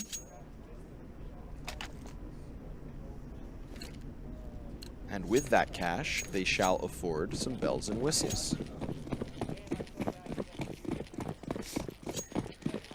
So, if Rise Nation can get 1 or 2 more rounds in this half, awesome. It's Nuke. It's CT-sided. It's really hard to get rounds on your T side if you're unprepared on the map. We've seen some general preparedness from Rise, but I don't know when the last time they would practice this. A team in Premier isn't necessarily going to be prepared to play like a map like this all the time because of the way the weekly map system works. But look at this. These 2 players come out of the door and they blow things apart. So they've gotten themselves an advantage here. Molotov towards upper, smokes down on Mini. They're going to refresh the smoke in just a moment. So it will be a bomb plant and a post-plant scenario setup coming in here. Caboose got a flash setup. He's going to be chucking a flash through the window from the opposite direction. I don't know if I've ever seen the CT side actually do this on a retake. Now, Ace's position's actually going to counter that flashbang. He has the roof above him. Ace still has the double flash of his own, and it's off that nade that they execute in. Whitmer dies to gravity, but luckily he has teammates with better decision-making. That flash is actually nuts, but it blinded his teammates because they moved in too fast. Yeah. So they didn't really, I guess, anticipate where that flash was going to land. Maybe they thought it was the front window, but I think it wasn't. I think it was the back window. So it landed kind of right above hut. So they walked into top of ladder room and just got obliterated by that flash. What looked like a very back-and-forth score has now been fully controlled by Onage. 9-4. We're going to see Rise Nation try to pull one out of the playbook, but Whitmer collaterals too. Rise Nation able to bounce back, but Davey gets in position in time. Finds the man advantage to the hands of Onage, but the B site does still fall. The smoke to cover the plant as Mitch is elsewhere. The other CT is already on the retake. Brax finding one. And looking for the next. It is all on Moose. He's got himself the op and 50 HP to play off of. Mitch prepared to pinch. And Moose pinned in the corner. The door goes wide, the body goes down, and the 10th round of the board for Onage. I'm hearing some rooting coming out from out in the distance. I mean, the crowd has seriously thinned out here.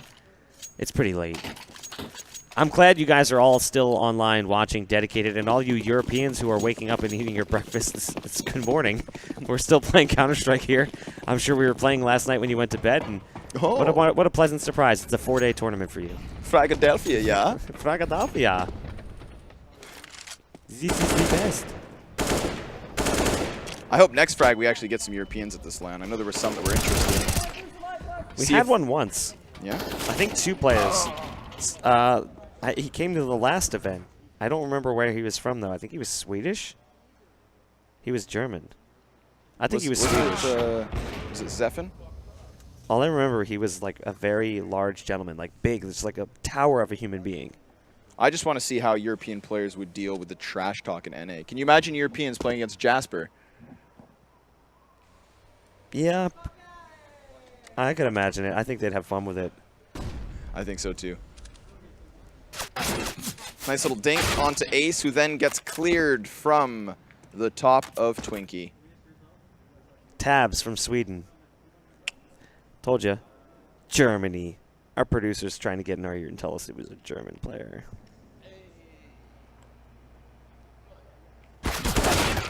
Get red. So, that's an 11-4 half for Onage, but it's not necessarily over. Like, this is Nuke, and that's not exactly a scoreline it's uncommon on Nuke. We see it kind of often. Yep. It's pretty frequent and common. Now, to be fair, this is... What is this? This is, you actually hit someone's food and knocked the coffee over. Fight me at LAN. No. I don't think they're... Is everybody okay, actually? You didn't. You just you legitimately hit the food table and knocked stuff over. Calculated. Nice. Well, you're gonna be the one cleaning it up. It's okay. Caster and janitor. This round here is gonna be straight towards the ramp room. Braxton Caboose versus VSA Dazzle and Janji. So it is Rise who've gotten the lion's share of the kills, but Onage is still in the round. They've got bomb control. And they're going with an unorthodox. This is basically around the world. So they've gone through ramp room all the way back around to big garage. The question is whether or not they go down secret stairs or if they go into mini. I would assume at this point they're probably going to go secret stairs.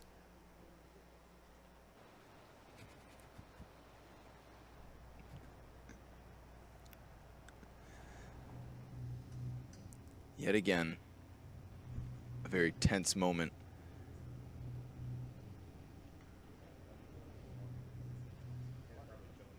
T side creeping in towards this B site. Bomb included.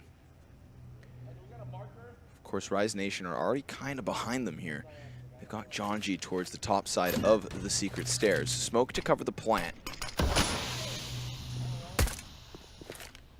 It's going to be Brax to punch in the digits. Question is, can he fall back in time? Caboose attempts to find a frag, but it's Brax who hits the headshot. Janji down for the count, and then it's VSA. Oh, Brax with another execution off the USP. Oh, Canada. Go on. I think I'm good. Man. I feel unappreciated by you, Buck. I mean, name one good thing that Canada's done in the last 100 years. Exactly. Included transgender people in our military. That's a sensitive subject right now. I'm so sorry. Too soon. Scout connects the kill to the head of Caboose. He's down for the count. Ace nearly dies. He's got 2 points of health. But he's only got pistols to surround him. Rise Nation with just a sliver of an advantage, but obviously with all these guns, could so easily be countered here.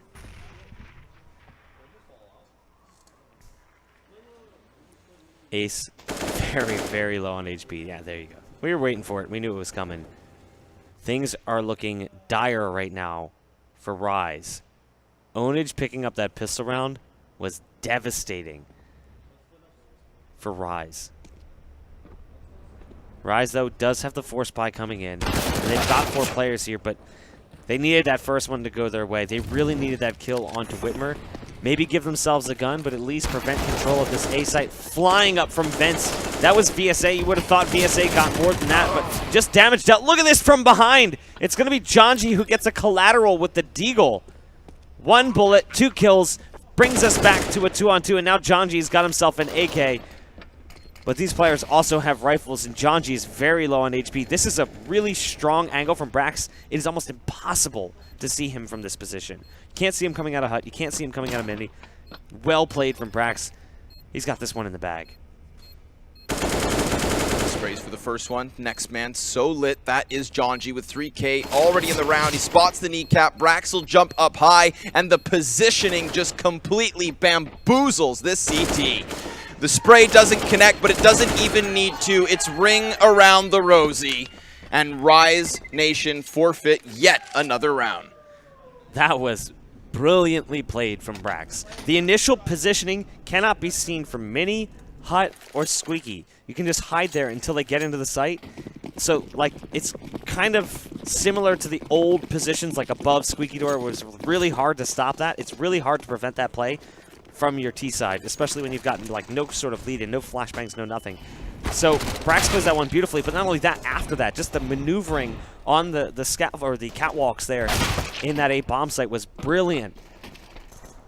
And we do see pistols coming out yet again here for Rise. Dazzle is close with the Zeus. I would love to see a Zeus kill. Maybe that would jumpstart things here for the CT side, but it's actually going to be Moose who prevents that from being possible, at least for the time being. Kill coming in through the USP. So this is decent damage dealt here as they brought it down to 3 on each side. But Whitmer's pretty low, so maybe they can find one more kill. The bomb's going to be going down into this A site in just a moment, and it'll all be up to Dazzle to try and do some damage. This nuke pick has worked out superbly so far. But Dazzle's also gotten 1 kill. It's Mitch to the backside. He spots him, and he takes him down. Ownage asserting themselves yet again and making it that much closer to victory lane, to winning themselves Fragadelphia 11. They made it all the way through the winner's bracket. They were down 2-1 despite the map advantage, and now they're up 14-4 in the final map of the series, the final map of this entire tourney. However, it is guns back in the hands of Rise Nation. They may be able to still compete, at the very least.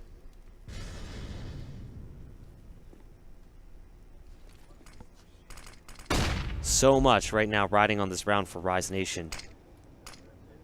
So much. A loss here is basically game over. This is the danger of letting Nuke through.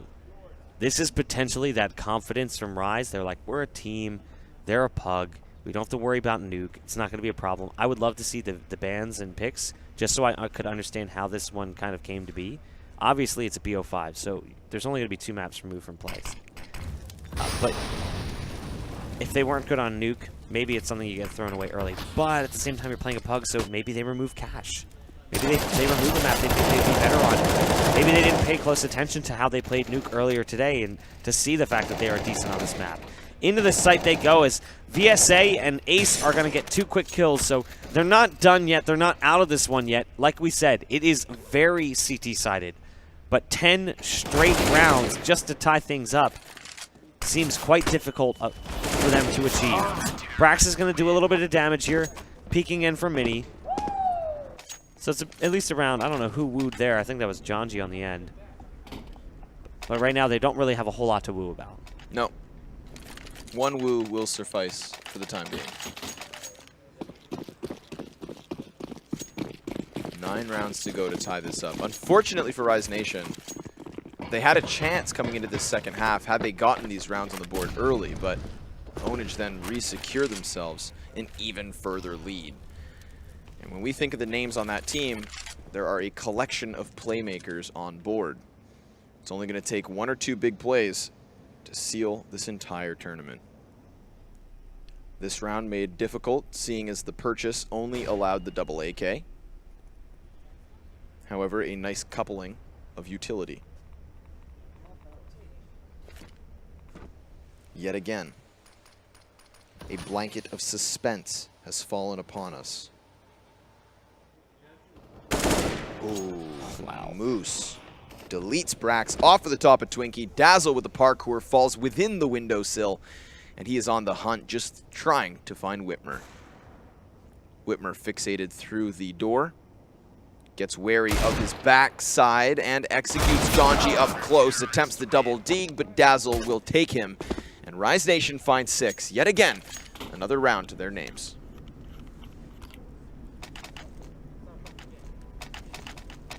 You can hear them over on, I mean, the players are very close to us, so we can hear them. You can even see us sometimes in the background as they take shots at the players. And I could hear them say that they believe this is their game. They know that they're on the CT side of Nuke, and they've got momentum building right now. And they know it's an eco coming in. So ultimately, they feel confident in their ability to bring this one back. They are not giving up. They're not rolling over and dying. They are not content with silver medals. They do not want to be second place finishers. They want the gold. They want to be crowned Fragadelphia champions. And Ace is doing everything in his power to make sure that that's going to be possible. 3 kills outside. Janji's going to get 2 as well as he picks them off, trying to come in through the lower site. Not going to happen. No access through secret door will be granted. Yeah, sure, you can have the stairs. You can try to work your way in through the hallways, but I'm going to prevent you from getting access to that bomb site. So the eco rounds don't really pan out here for Onage, and now they're in a similar spot that Rise was in that first half. Unable to buy the op, so one player is forced to go down with weaker hardware. That was Moose consistently in that first half with the Galil. Here, though, it's going to be Brax who picks up the ump instead. Brax also picking up utility in this round. The little that remained elsewhere has already nearly been thrown. Whitmer is lucky to be alive. On a single point of health, he shall continue in.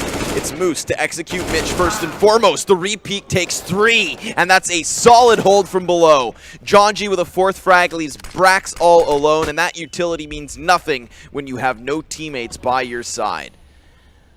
No bomb on his back, and no real clear path towards it.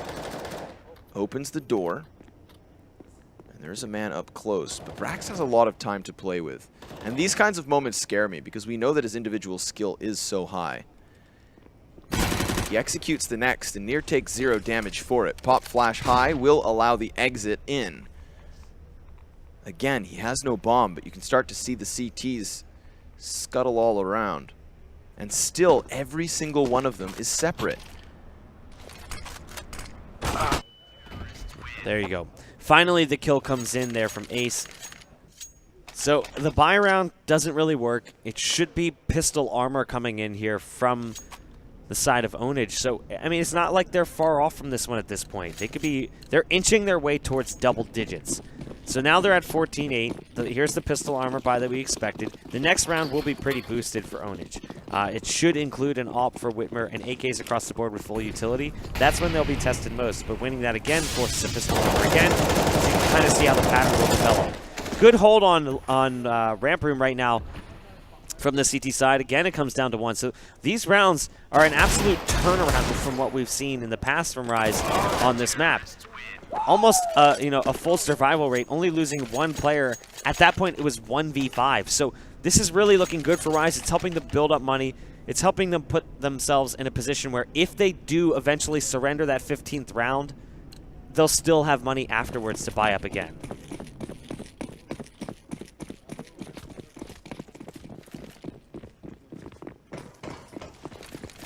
Genuinely starting to toy with the idea of this comeback.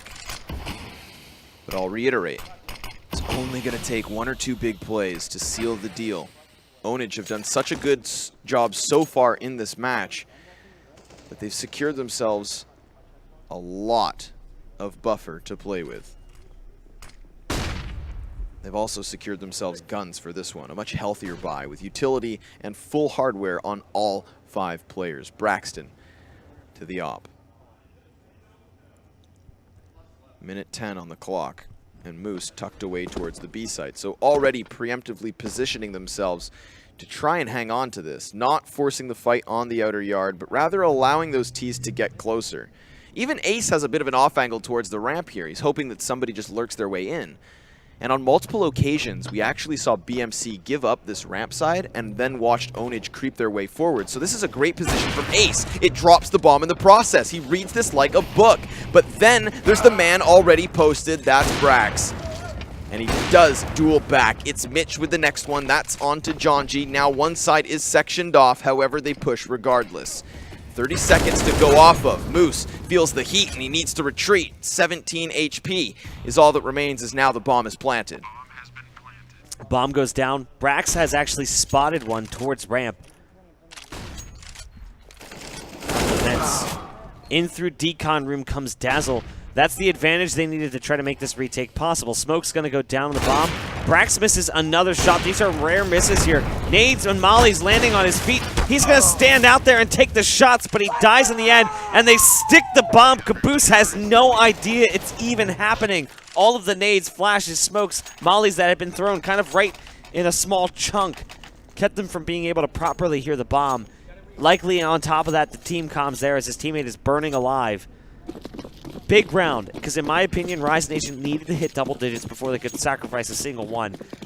Ideally, they hit 12 rounds before they can really even lose that 15th to Onage. Pandemonium on the bomb site allows those double digits.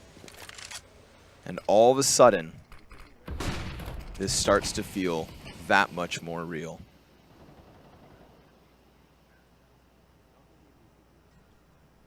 Passive op from Ace yet again, just trying to hold the cross. We saw him with a nice angle over towards ramp in the prior round. Drops the bomb, gets a lot of information, and again, I'd say that's an active read into the slow play of Onage. If they don't feel any kind of resilience here towards ramp, they will just creep forward. Nice frag. Ace able to move on in. Jonji dealing damage to the top of the boxes, but the repeat will cost him his head. 4-on-4 once more. Davey spotting the feet of Dazzle. Allows for Mitch to catch the frag, but Moose takes 2. He holds it down with VSA finding the next. It is a clean sweep from Rise Nation. They assert themselves and set up shop towards A. Man, Jonji is fired up on the end here for Rise.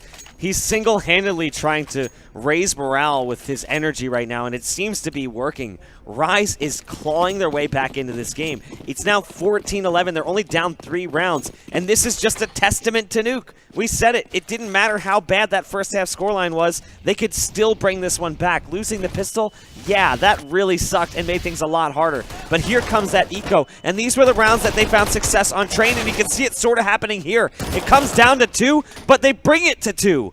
So it's a 2-on-2 with bomb site control here for the T side. Nade's going to come out from Ace. He's got the up, but he's got to wait for his teammate to get into position. They've got Molotovs, but they've got Whitmer far away. So really, they've got an isolated fight with Caboose in the bomb site, but I just don't think they know it. And Caboose should be able to find the gun here of the player who's playing back behind the silos, and he does. He's got himself an M4. But right now, Ace and Jonji just playing this one slow, waiting for Onage to make the first move, the first potential mistake.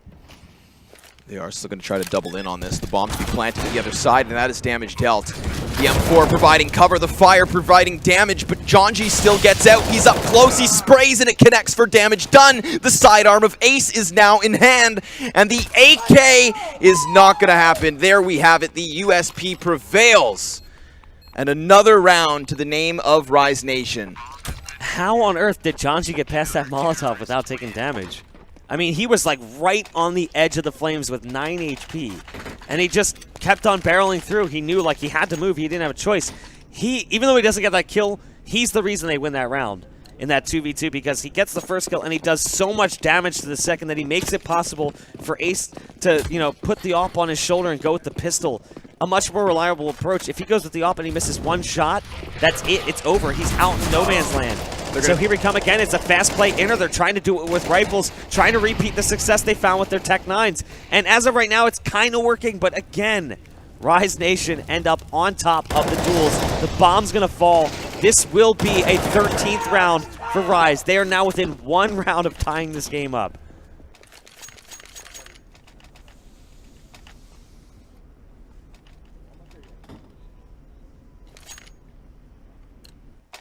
Our producer is fake snoring right now, but I don't know how anyone could be falling asleep during a game as tense and as exciting as this one is. This is map 5 in a BO5 series. Rise Nation coming from the lower bracket with a 1-map disadvantage, and it's gone to the final map, which is Nuke. And after a 14-4, they've made it now 14-13. Unreal. Comeback for the ages, currently poised to unfold.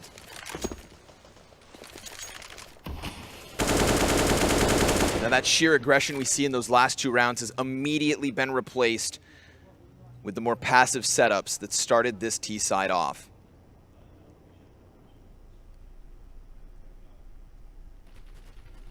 The tension is thick.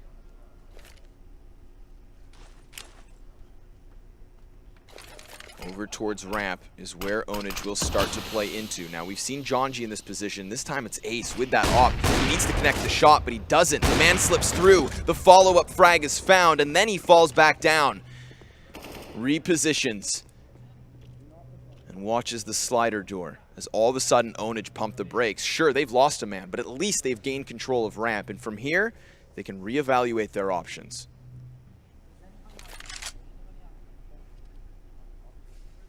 They have no potential to move towards lower without taking that fight against Ace. So rather than force things, it looks like they're going to split upper.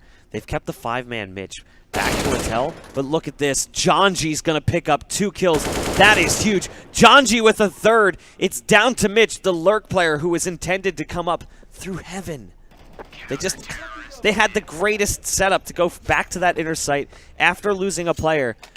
But it's now tied up 14-14. I was saying they needed to hit 12 rounds before they could lose 1. How do you throw that hard, bro? Like, what the fuck? So fired up. I think that this is actually a pause right now. I think they're tack pausing. I mean, we've obviously been here long enough. We would have heard movement. So this is a tack pause coming in from Onage. They're feeling the pressure. All that confidence is gone. 14-4 to 14-all. I mean, you know, Davey was giving him the 2-finger salute at halftime. I don't think that that's the same Davey we have now. No. He looks very tense. The entirety of this team is quiet. But you know what? All it takes is 1 more round to at least get yourself back into OT where anything can happen. Your money's no longer an issue. You're going to get a chance back to the T side, or CT rather, where you had that success. They cannot get ahead of themselves. Too many a time I have seen these kinds of catastrophic flubs just come up short, 1 round short. Unfortunately, it's this buy from Onage that does not look good. Curious to see if they'll play quick or if they go back to that slow play, not having much guns to play off of. Jonji has just turned things on their head. Such a massive lurk in that last round. The T side starts to flood in. They're going to pick up the pace. There's Caboose with 1 kill, and it's the AKs to go each way. Brax then extends it, but it's Dazzle already responding back from above. He reveals himself just to get traded back. It's all on Mitch and Jonji, 1v1. And he's got himself the information. He knows he's coming in. Jonji starts to creep. He starts to round the corner, and Mitch will do the same. Jonji's been dinked, and Jonji goes down. Onage to secure OT at the very least. They've finally done it. They get it on the board.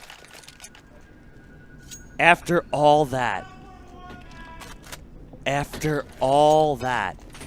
it still is a 15th round. But this time they only need to win 1 more to go to OT. So I guess you can hang your head on that one. It seems so unfortunate because the buy coming into that round was not really all that great for Onage, but the lucky thing is Rise Nation has more than enough money to buy up again. so they're not too concerned. But here's the exact same take.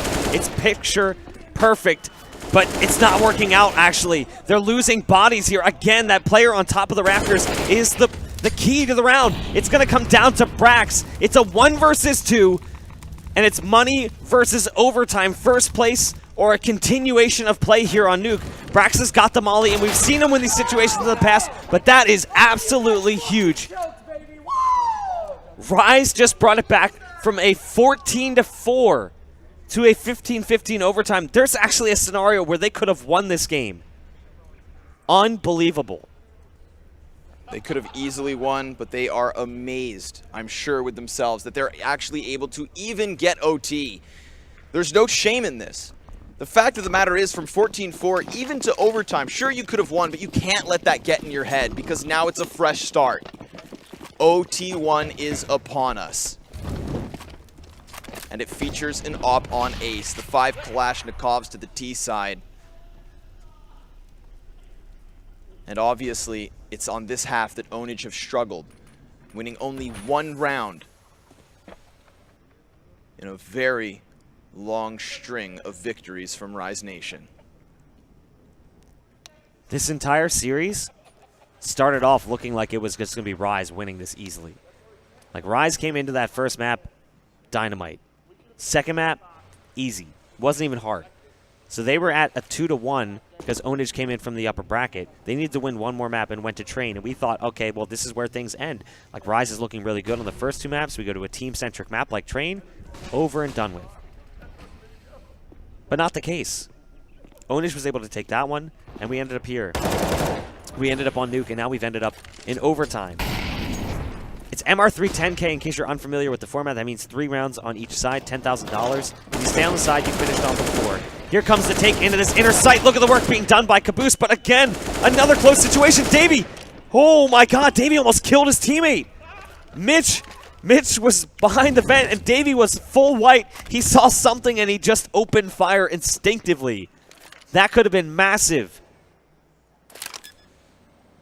Still down to the 2v2, and Mitch has the cover of the corner. VSA doesn't check it, and Onage have a very supreme chance at taking the round, but now it's all on Mitch!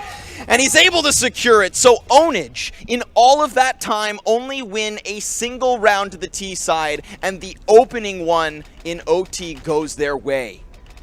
Again, in every single series we've seen on the main stage, they always let it come down to the very last moment, forfeiting those opening maps and taking it towards elimination. And this time they've pushed it as close as possible. OT on the table. And ops back in their hands. They shift things up. They go back to the double ops setup, so they're not looking to play fast, but rather pick and pluck these players down. But it's going to be Ace to find the first. It's Swag removed, and Ace with a 2K already looks to re-peek through the smoke. As the spray will connect, he has been dwindled to 16 points of health. Caboose to finalize the frag. Rise Nation still with the man advantage, but it's Caboose to take that away. And VSA gets himself to the corner of the mini. Caboose to just slow things down. Offered a target on a silver platter. It's Mitch to find the frag, but Caboose offers himself up to be retraded. Now it's all on Davey. One of the strongest clutchers on this team. And he's got 45 seconds to play off of. He knows there's a man up close as the barrel gives him way, but Davey doesn't pull his trigger. Instead, he falls on in. And he's got himself the bomb. So Dazzle rotates on from ramp over towards the site. 35 seconds left to fight. Davey stops, and Davey hits it. The headshot over the lip of the ledge will give Onage both rounds now. And they only need a single more to have a flawless T-side OT.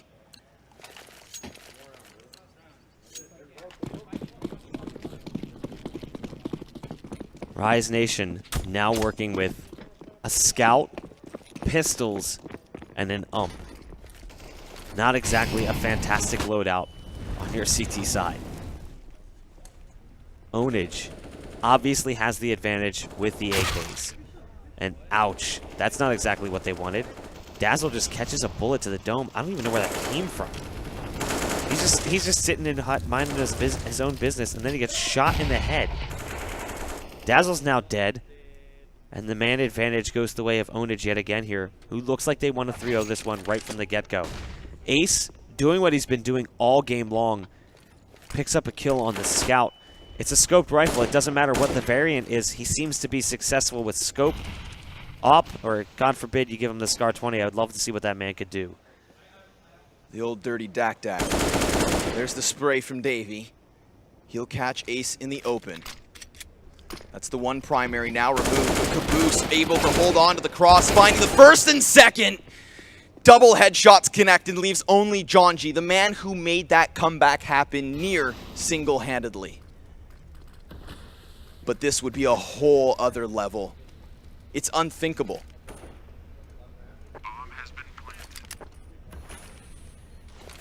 There's the pop flash into the vents. He flubs that one, so it wouldn't even have helped him at all. Realistically speaking, there is nothing that he can do. That is a 3-0 sweep on the T side. That is not going to bode well for them. Now, obviously, you understand how overtime works. They need to win 4 rounds. So, Rise Nation, who win a total of 4 rounds on their T side, have to win 3 to tie it up and go back to overtime number 2. And they're talking things over right now. You can actually hear their coach talking to the players, trying to get things situated and figured out. Everything rides on this round.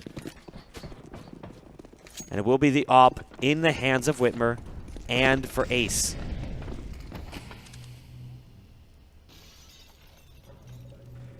An unbelievable comeback already made by Rise Nation to force this OT. And so you cannot count them out. But my God, do they have their work set out for them. A flawless T-side must be mirrored now.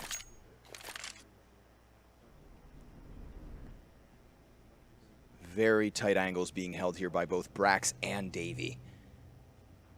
Whitmer with a bit more of an open angle, but this could catch the Opper off. Yes, it does. Ace down. And the T-side filter through. Whitmer's going to hang on to this despite being fully blind. They still continue to try and push, but he's going to just cower to the back of the boxes until Dazzle takes his head. That's something to work with. A kill to their name and ramp control at that. There's got to be some frustration there from Whitmer, though. I can hear the calls. He was calling out multiple players ramp, but he's sitting there behind that box for so long, and no one rotates into position to help him at all. Caboose was the closest person. He was at the bottom of ladder. So, I mean, a little bit of a lapse in communication there and timing. And look at this kill from Jonji. Now it's back down to a 3-on-3, so you have to imagine how different would things have been if they had been able to keep that all presence on ramp, or at least been able to help him out. This is very confusing play coming in from Ownage, and a pivotal time. They can't be making mistakes like that now. This game is in their hands. They can't drop it now. There's another kill to their favor as Jonji hits the headshot. Davey wants to come in from ramp. This will leave the pinch to unfold, but now it's a one-sided affair. It's only Mitch 1v3, and he's already tagged quite heavily. 23 health to play, but he lurks. And he gets his way out towards site. He spots the terrorist on the exit, but he doesn't see the man to the backside. That's at least Rise Nation with 1. But 2 more are needed to force double OT. The win, not even fathomable at this point. Yeah, but see, if they win this one here, CT side doesn't really have full money. It'll basically be exactly what we saw from Rise in the first half of overtime, where they couldn't afford everything that was necessary for them. So I just look at that play on ramp, and I'm like, that could have been game. Whitmer gets 2 kills, and he's staying alive behind the boxes. Where is the help? Where's the backup? Just really confusing. Whitmer again is over towards ramp with this op, and he's letting it bang early. Trying to put shots through the wall. Hasn't found anything as of yet. This is Davey playing a very passive style of defense for Rafters. We talked about this coming into the tournament, and we've talked about it at the tournament already. You know, a lot of people make mistakes on Nuke trying to play it like the old Nuke. Davey's going for a more passive style of approach, so if they try to take that Rafters control and try and flex on you upper, he's not going to allow it. But it's not going to be an upper take. It's going to be a lower take here, and Brax is on the site. He's using this smoke masterfully. But there's so many players in all different directions. It's all going to come down to the first peak. There it is. Brax gets the first one. They're making the calls out. And unfortunately, that's the only kill for Brax. They're not going to be outsmarted in that fashion. Whitmer hits one shot from Ramp Room before dying, but Caboose is there. These kills are just going back and forth as these two teams slug it out. It's like heavyweight boxers in the 10th round. They don't have anything left, but the gloves just keep on swinging. 30 seconds left, and the 2v2 or 2v3 will commence here in the post plant as Dazzle and Ace try to defend this site. Now Ace is down, and we have it! In a mere matter of seconds, the retake unfolds, and Ownage are the winners of Fragadelphia 11. I gotta love the delayed response from Davey. He waited until the bomb was defused, so it officially said they won, and then he celebrated. A scream of celebration coming out from everyone on Ownage. It was a great series, a great game. Dazzle, lift your head up. You guys made it to the grand finals of an event. I don't really see why you guys should be disappointed. You forced them to a fifth map. It was a fantastic series. They fought to the bitter end. An insane comeback. It was 14-4. 14-4. An incredible series. I only wish that we had the crowd behind us to justify this, but I understand why they left. Who could have expected such an explosive end to Fragadelphia 11? Rise looks bummed, but there's much love between these two teams. A lot of respect given from the players over on Ownage. And there it is, that glowing smile from Brax's face that everyone's been wanting to see for so long, as he's now actively competing again, allowed to play in, obviously, ESL and ESEA events, but he's been allowed to compete at Fragadelphia events before in the past. Yeah. And he was a victor at those too, so it's great to see that face again. I can't wait to see more of it, though. I absolutely can't. What a glorified story for him. He comes into the first LAN event, just very recently after the news from ESL, and he walks away with the win. Not just a win, but a win coming entirely from the winner's bracket. Yeah. To see Rise Nation, a team that is obviously in the MDL League, top of the season as well, sure, they struggle and they have that first fumble, but a great showing from them.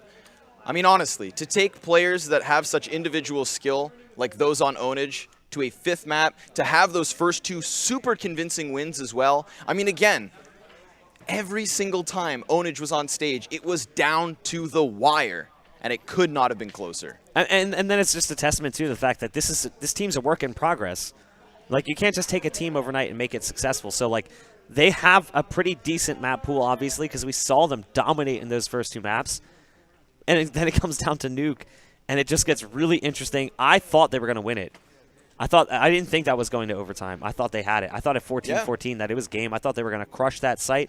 I thought that Janji 1v1 was going to go his way. He was playing it beautifully with his positioning. Just didn't end up going that way. But what a series. What a way to end the tournament. It's like 3 a.m. and I can't even tell. What time is it? 3:30. Yeah. I'm like wide awake because of that. I'm like fired up. Naturally stoked. Let's do another one. Yeah. Another BO5, guys. You guys want to play another BO5 just for fun? It's on? It's not on. Yet. Is it on? It's on, yeah. You want to suck my cock, Bach? Whoa. I mean, we're not playing another BO5 ever. Would you like a maple very candy? Aggressive. I mean, he's got a lot of money now, so I'll consider it. A lot of money. Now? Come on. $20 is $20. What You can say it. Fucking event. Yeah. Holy shit. Steve, get over here. Get over here. The legend himself putting this on. Thanks for having such a sick event, Steve. We appreciate you as a human. I'm so tired. That was a damn good At series. 2 a.m., yo, we got lucky. At 2 a.m., we hit that, you get that, second win. The second win. That's You're I can never think of that, no matter how many times people keep telling me. You're like so tired Man, I'm that so you don't tired. get tired anymore. Yeah, I can't function as I can't function as a proper human. So, Nuke. Stop yelling at me. One of the most exciting series we've had the entire event. The Yeah, whole because series. we're sick. But The that most map. exciting series. And then afterwards, you guys win. And, you were flipping them off and having good fun, but it was all respect at the end. Oh, of course. Hugs all around. They fought their hearts out. These guys played more CS than we did today. They deserve they deserve just as much as we got, bro, for real.